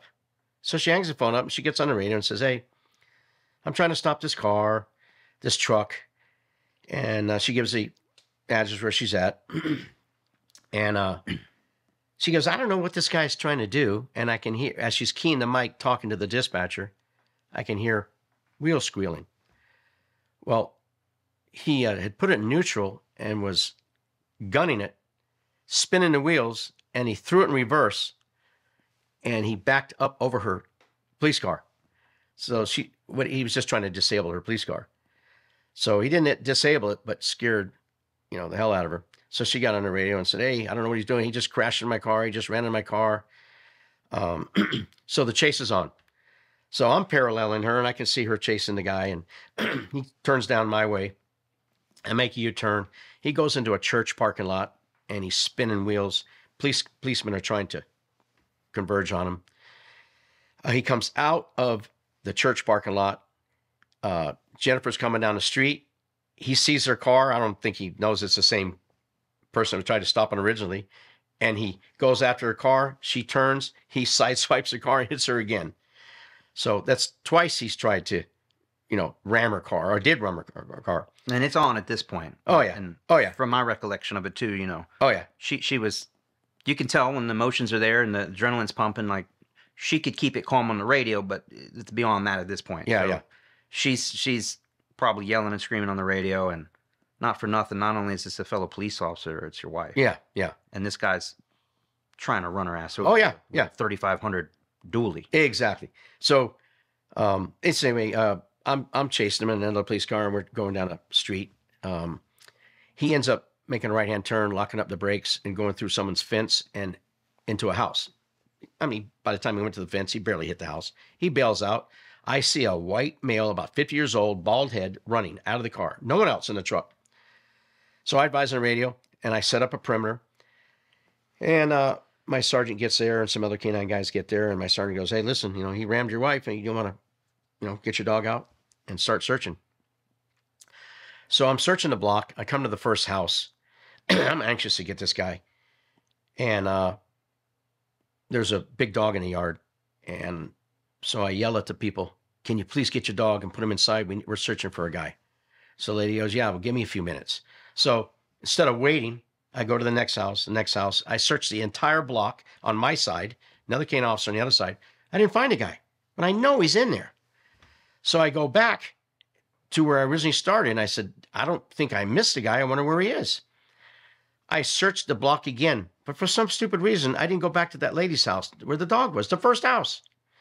So one of our K-9 trainers, Orlando Dennis, says, "Gordon, remember?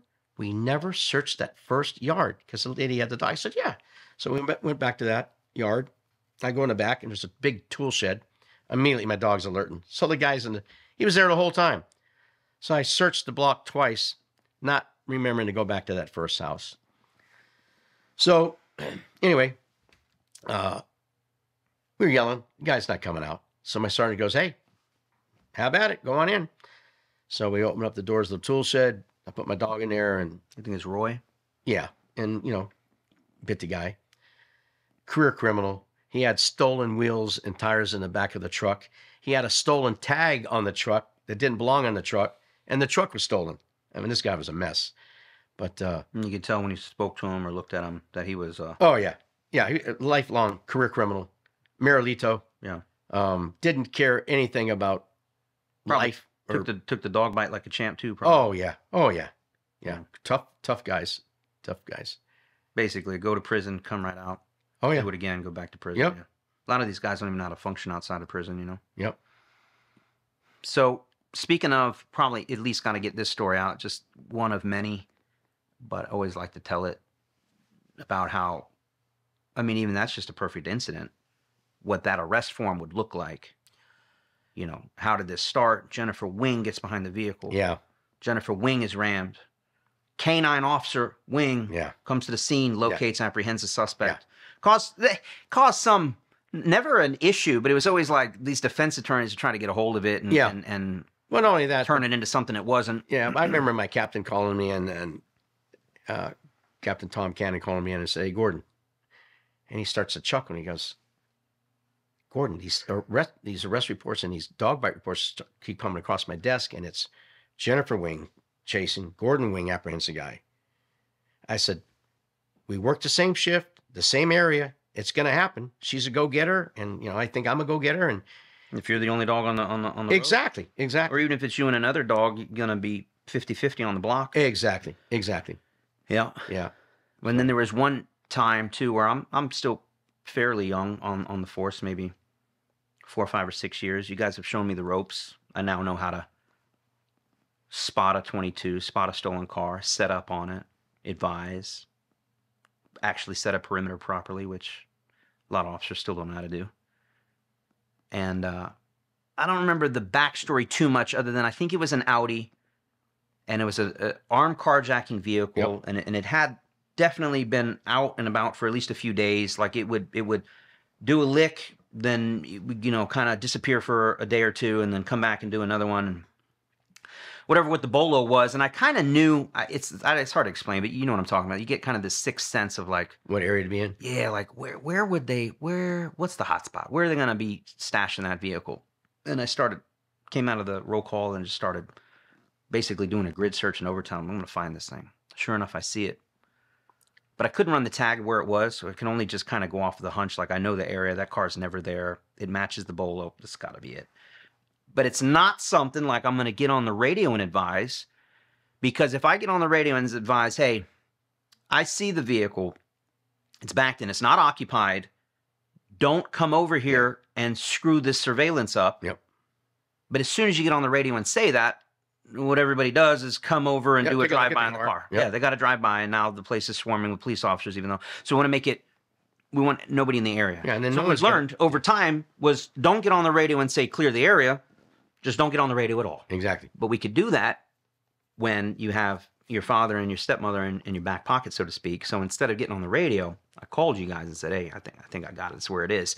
And so we set up our own 360 on it, just you, me, and Jennifer, maybe one or two other squared away officers.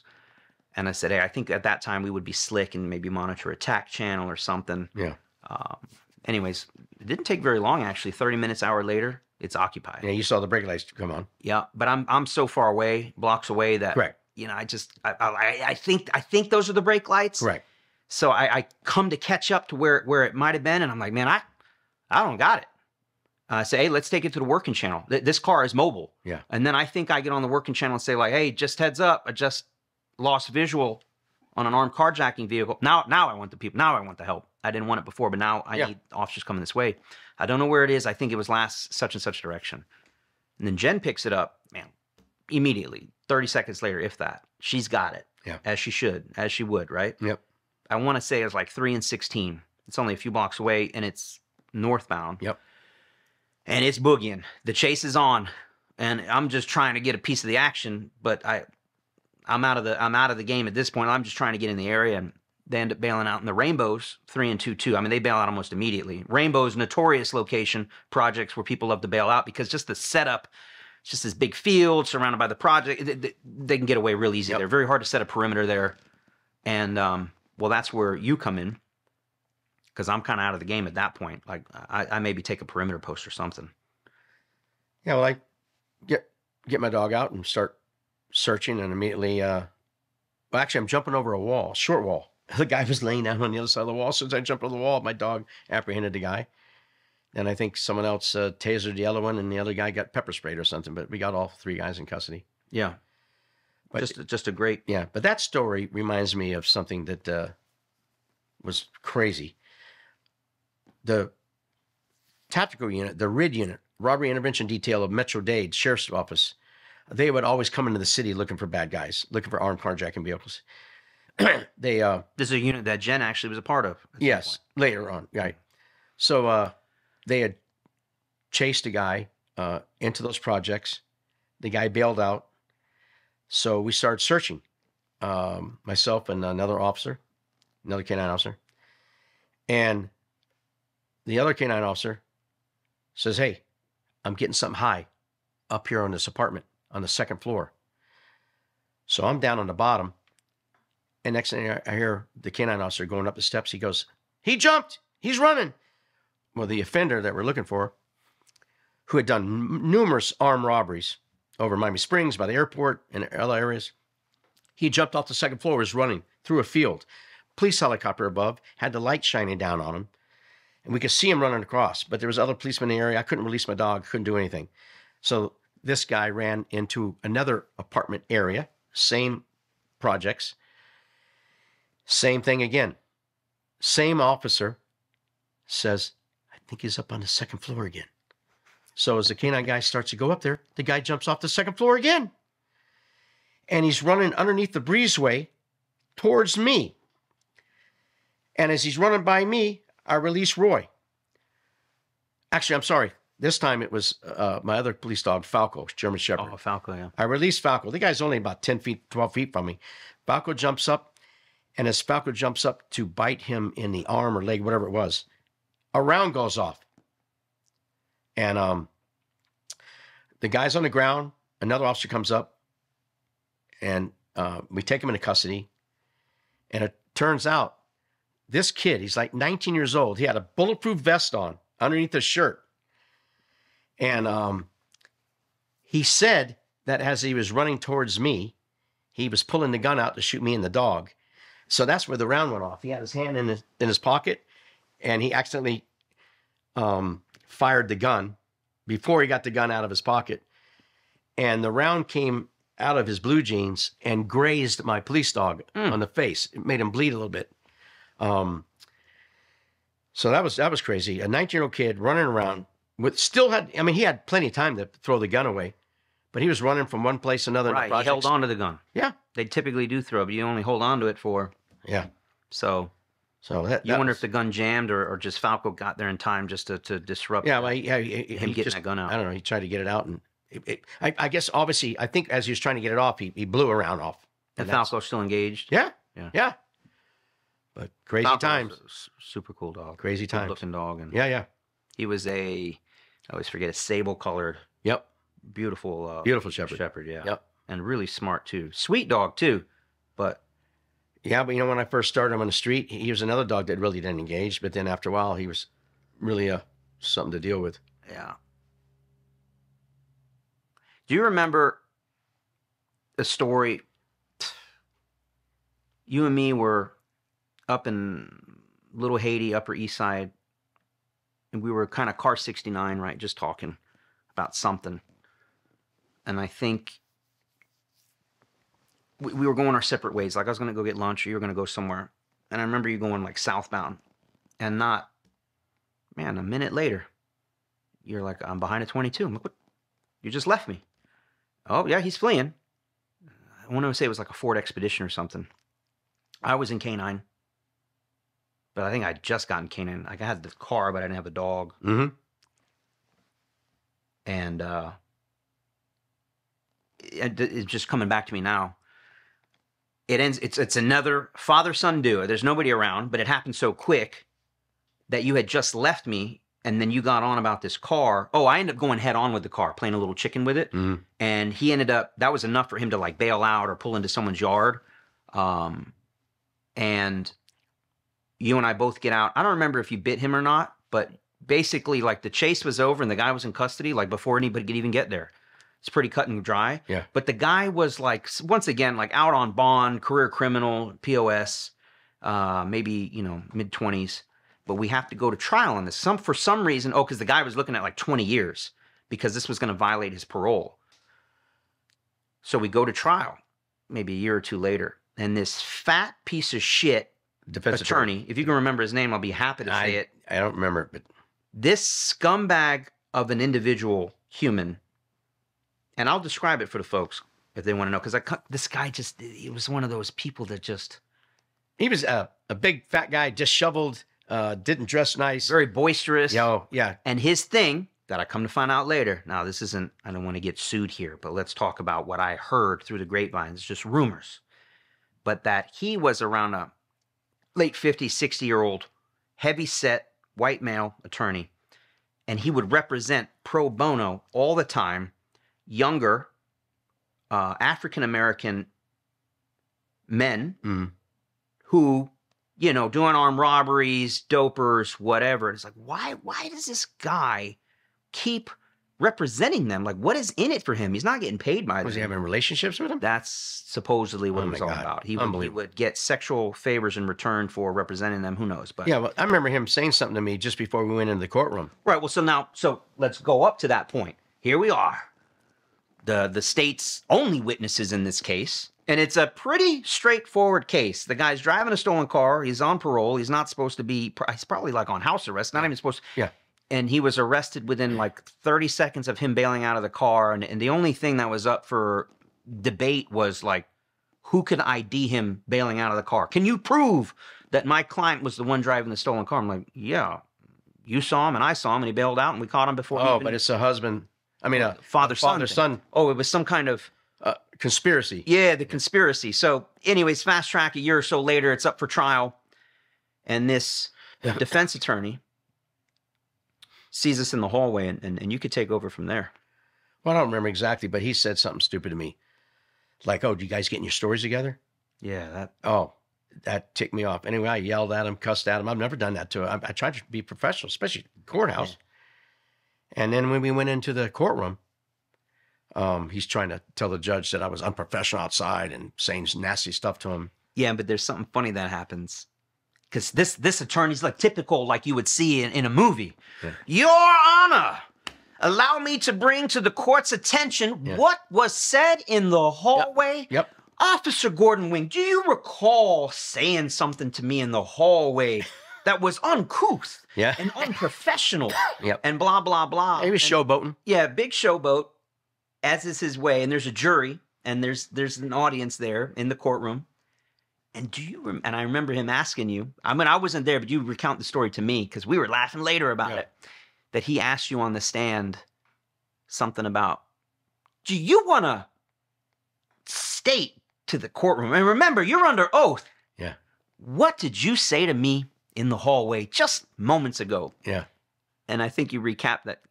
You said, I called you an asshole. In fact, I called you a fucking asshole. Yeah. Something like that. Oh, yeah. Yeah. And the courtroom was laughing. Yeah. And from then on, that basically won the case. Yes. Yeah. Yeah. Because if you were that honest about what you had said. Absolutely. Yeah. They don't want the jury didn't want to hear anything from this defense attorney. He's an idiot. That guy used to show up on so many of my scenes. And when I finally, he would intimidate younger officers. I'm the attorney. Because these dopers would call him. That guy would be there in 20 or 30 minutes. Yeah. And finally, I got slick enough. I got savvy enough. I knew my way around a courtroom and definitely on the street. And this asshole would show up. And I remember telling him what for. I kicked him off of so many scenes. Yeah. You can't do that. I will take your ass to jail if you don't get off my scene. Yeah, we had no respect for him after that. Yeah. It's just garbage attorney. Yeah. He knows who he is. Maybe he's watching this. He can kiss my ass. And he didn't win that case. Yeah, no. This podcast is brought to you by yours truly, Garret Wing, owner and founder of American Standard Dog Training and DIYcanine.com, where we help train you and your dog from zero to hero. You want to support the podcast? Support us over at DIY Canine. Get yourself a course. Train your dog to be the best that it can be. Now, back to the podcast. All right, we're back from our break, and we have some great questions lined up for my father, Gordon Wing. And these questions were actually submitted from our premium members from our DIYcanine.com membership. Premium members are live watching this podcast as it's being filmed behind the scenes, seeing everything that's happening and getting to ask questions live. So we have about 5 questions for you from the audience, and we'll get into them. Some of these questions, great. They're better podcasters than I am. So here we go. Starting with Walter K. wants to know, is bite training just for the dogs, or would you also say for the officers being involved in the bite training, do they need to learn how to handle bites? Handle bites, I'm not sure exactly what you guys are asking, but... Well, I think when it comes to having that 80, 100-pound, 118-pound German Shepherd or Malinois on the bite, can just anyone just come up and get that dog to out? No. So, I mean, obviously, bite work training is for the dogs. There's no question. They need to learn how to bite. They need to learn how to transition from equipment to a real bite. Right. And learn how to bite different areas of the body. Because sometimes dogs just like to zero in on arms or legs or stuff. And why would a dog need to learn how to bite any? Well, you got a guy under a car, or a guy in a closet, or whatever, or a guy running, and what if the dog doesn't? He's got his arms. The dog doesn't see his arms. The dog's not going to engage. The dog's going to run alongside him. So you want the dog to be able to hit. That's why we use the bodysuits. The dogs can learn to target all areas of the body and not just focusing on one spot on someone's body. And same with muzzle work. Correct.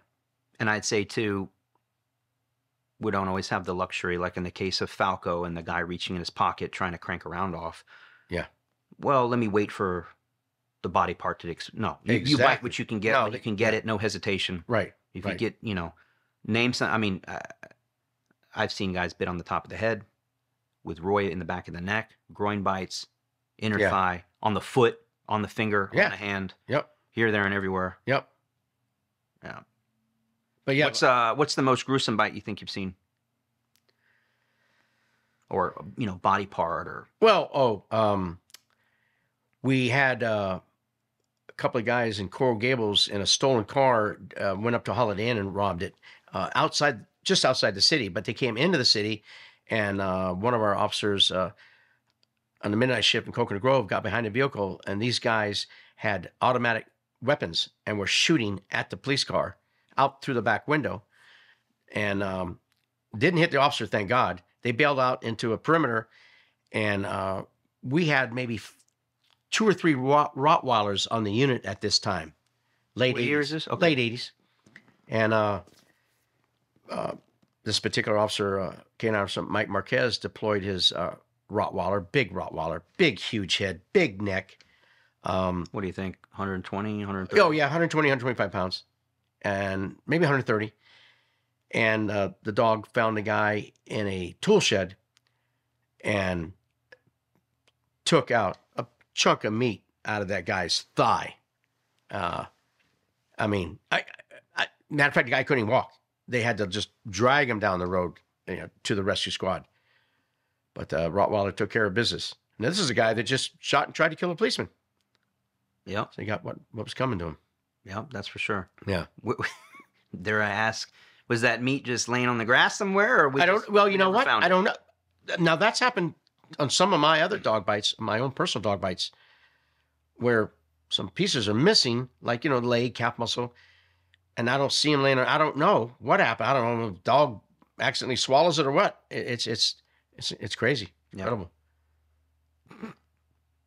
Welcome to K-9, I guess. Yeah. Yeah. All right, good. And I wanted to ask that, so I'm happy you brought it up. And I think it leads into the next question, not only in training, but I'll ask the question and then I'll kind of supplement from there. There's something I wanted to inquire about. This question's from Tom Rolfson. Thank you for the question, Tom. How did the training for canines change from the start of your career, 81, Yeah. 80, 81, Yeah.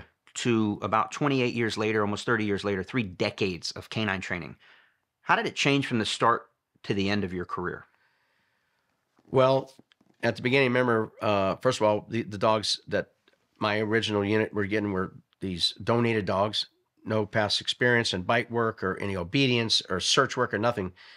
Like, for instance, just to get a dog to go over a hurdle, over a fence. You tell the dog to jump, he's looking at you like, what? So we used to just pick the dog up and throw him over the fence and then tell him good boy and all that. A lot of compulsion, making the dog do something. Then we started introducing toys or treats, especially toys. What year do you think you started to? Probably early 90s. So almost, at least while you were there, a whole decade. Yeah, yep. From Yep. all of the 80s was old school compulsion training. Old school compulsion training. Yep. And then we started getting these dogs from Europe, and we maybe obedience with a toy, with a tug, and so to get the dog to go over the fence, throw his toy, his favorite toy, over the fence. He goes over it. Same thing, getting the dogs to go up the ladder. Maybe show them their toy, put the toy on top of the ladder. Mm-hmm. Before it was just, yanking the dog, pushing the dog. Old school crank and yank. Yeah, yeah. It required a different type of dog to handle that type of pressure. But when all is said and done, though, all the dogs, before and after, they always do the same job: find the bad guy, apprehend the bad guy. But yeah, we. And what about? And this is what I was going to ask, which kind of ties into it. What have you seen change from the early 80s? You said anywhere from 20 to 30 dogs in the unit. What would you say the makeup of those dogs was in the 80s? What breed? All shepherds mainly, and then we started going to these USPCA, United States Police Canine Association field trials all throughout the United States. And then we started seeing different dogs. Then the Malinois started coming in. Mm-hmm. And I'll ask the question, and before we do, when did you see Rottweilers, and when and why did you phase them out? Well, the Rottweilers don't seem to have the stamina of the Shepherd. When we're searching in the hot summer in South Florida for these guys, going yard to yard, building searches, and going from one perimeter to another perimeter. They're big, bulky dogs. They weren't quite as agile. Also, I remember being a decoy sometimes, and the Rottweilers coming in for a bite, and maybe there's a big rock or something the dog's never seen before, or a bird goes by. And it's almost like the Rottweilers have a little was it? ADD? Yeah, ADD, and they just stop and not focus on what they're supposed to be doing. But also, the dog bites were pretty bad. Tearing big pieces of meat out of people and getting lawsuits. Breaking bone? Oh, yeah. We had a couple of broken bones, which I couldn't believe. So much pressure. Oh, my gosh. But I know the canine guys that work the Rottweilers love the Rottweilers. But Like a battle buddy. Huh? Like a battle buddy. Oh, yeah. If you had one of those dogs Oh, on the yeah. side, they'd Oh, handle yeah. business. Oh yeah. Like chainsaws, But yeah, just didn't have the stamina. And then these So when do you think they phased out? Late 80s or? early 90s. Okay. Late 80s, early 90s. And then which leads us into the next question, which you were starting to allude to, but I just want to make sure I ask it. This question's from Renee Pimentel. What year did the city of Miami start going to the Malinois? And by the way, Renee Pimentel is an officer with us. Oh, yeah. Great cop. Oh, yeah. Good guy. Been in and around, I think he may have even been in K-9, or he worked a Malinois or a personal dog Yes. or whatever. Yes, he was a big dog guy. Still is. And actually a mutual friend of ours, Keith, just gave Renee a turnkey Malinois. No He's kidding. loving it. Anyhow, Renee says, I remember back in 1993, he had his pet Malinois, and a canine officer, Louis Franco, Yeah. went over to him and said, Renee, what are you doing with that dingo? Looks like a dingo. Would you Yeah. import that from Australia? Well, yeah. Well, I mean, these Malinois, they come in different colors, different sizes. I mean, you can have a 55, 60-pound badass Malinois. Pocket rocket. Oh, yeah. All the way up skinny, to 110, 100, maybe not Yeah. 120, but Yeah. 110 pound Yeah. for sure, Malinois. Yeah. So if you go to a field trial now, let's say 75 dogs are in a field trial, and I would say the majority of them are Malinois now. Right. Not that many Shepherds left.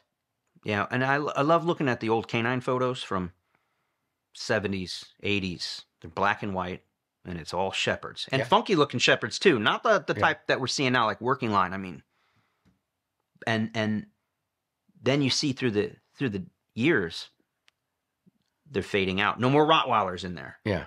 Yeah. And then you see the Malinois coming in. Now, if you were to look at a graduating class, it's almost all Malinois. Yep. Very rare to find a Shepherd. Or a Dutch Shepherd would be in there. Malinois, Dutch Yep. Shepherd. Yep. So when do you think you guys first started employing the Malinois? I'm guessing maybe 95, 97. Yeah. And then you want to describe for the folks who don't know, what's the benefit of a Malinois over a Shepherd? Well, I still, in my later years, I would rather handle the Shepherd, the Malinois. I mean, working Roy, I had to be on top of him every second. I mean, just going around the bend of a house, not knowing that someone's on the other side. I mean, Roy, okay, it's kind of like when I search with the Shepherds, I'm going through a yard, they're not pulling real hard. They're searching. But once they get in the scent and the odor, then they start pulling. Malinois pulling you balls to the wall Out of the gate. all the time. You have to really be able to read the dog sometimes. You think he's alerting, but he's just pulling. He's just searching. It's so intense, very intense. They drink water fast. They eat dog food fast. Everything's fast. Even when they bite, it's just a ferocity. Oh, yeah. Yeah. Everything's at an 11. Yes. Yeah. Yep. So those are all the negatives. What's the pro maybe of the With a Malinois? Malinois, you're going after a real bad guy. You're going a long search. You have to jumping over fences, climbing through windows. These Malinois are so agile. Mm-hmm. So, for instance, in training, let's say the decoy is in a room, a schoolroom with tables. The Shepherds, you release a Shepherd, the Shepherd's going to go around and through the chairs. Malinois is going to go over the chairs, through the them. chairs. Yeah. It's a completely different dog. Yeah. And they have their place for sure. Oh, yeah. Yeah. Awesome. All right, let's get into another question. How many times do you think you've been bitten, accidental or operational or in training, without protective gear? Well, a lot of times I might have protective gear on, but I wasn't able to present it quick enough, and the dog just came in too quick. And so probably 5 or 6 times. Yeah. Yeah. Which is enough. More Yeah. than enough. Yeah. This one's from A. Sully. And that last one, excuse me, was from Troy Echo, if I didn't mention that. This one's from A. Sully, another member. What would you say was your most rewarding moment as a canine officer? Or as police officer in general? Probably locating homicide offenders in an area search. And also, there's been a few times where maybe other dogs, I hate to say it, from other agencies that don't get a lot of work, we call them in to help us. And sometimes those dogs may miss somebody. They just haven't had the experience. And so I'll go in there and I know the guy's in there. So I'll get my dog out and I'll find the guy. So those are rewarding experiences. Finding a bad guy or suspect That or nobody maybe else could. another dog missed or... Yeah. And if it wasn't for the dog, that person would not have been found. Oh, no. Yeah, yeah. How many people do you think you found in your career? Oh, gosh. I always think about that. I'd probably say 150 people, 200 people. Well, that's bit. Would you say bit? Yeah, maybe found 300, maybe bit half of them, Yeah. And I think those numbers are on the low end, modest. Yeah, yeah. Because back... I mean, it's great to work a dog. If you're going to work a dog, it's great to work a dog in a jurisdiction or a department that's busy. Where you can actually work the dog. Yeah, I mean, you do all this training. You want the training to pay off. Yeah. What do you think about police work nowadays and, being out there on the street, having a dog? You say it to me all the time that you're happy that I'm no longer in it. Oh, yeah. Well, number one, Garrett, you're a go-getter. Okay.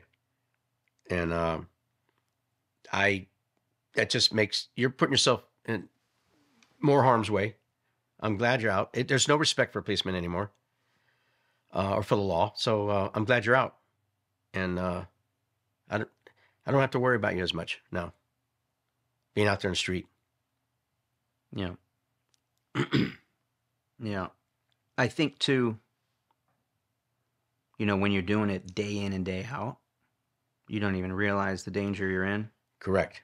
Or you make some form of peace with it. I don't know. I don't know if it's courage or what it is, but we are excited at the opportunity to get in there. Yeah. Where's the guy? Oh, he's got a gun? Even better. Yeah. And you basically be fighting over who's got the hot block. Like, I want to go in the block where the guy is. Yeah. And for those who don't know, like there might be those large perimeters where we might be deploying 4, even 6 dogs, 8 dogs at a time. Yep. Even if it's just 2, we typically deploy 2, the way we would work in the city of Miami. But it was always kind of jockeying for who would get the hot block. And then, of course, there were some other officers who would purposefully, quietly bow out. Not want to be in the hot block. Yeah. Not want to put the suit on. Not want to take bites in training. Yep. That sadly still exists. But anyways, I think, not that I don't miss that part of it, the excitement, and doing God's work and catching these guys. But, when you have kids, changes a lot. Yep. That for sure changed for me a lot. You get older and you get enough injuries, or you have enough close calls, you kind of start slowing down, which I was told my whole career to slow down, slow down, slow down. Now I'm the guy trying to tell other people to slow down. Yeah. I'm not saying don't do the job, just you don't have to run around the corner. You could maybe slow down. You're going to go around the corner, just do it as safe as you can. Yeah. Go into that backyard as safe as you can. And that other businesses you have, I can't think of the name of it right now, but where you go around teaching K-9 teams how to deploy their dogs safely. Yeah. Yeah, I wish we could do more of that. For whatever it's worth, we'd like to think that taking that class, I mean, that's the purpose of it, is to get guys to slow down. Yeah. Slow down. Yeah. The big missing link there, and it's still happening to this day, is so focused on getting that dog to perform its job, getting it good at tracking. Don't slow down. Let the dog get its bite. Run up to the bad guy, the decoy. And they kind of put tactics either like as a second thought or not even a thought at all, and it's really just geared on getting the dog to perform, and then they kind of forget that it's the canine handlers is the thinking part of the team. Correct. And they need to think.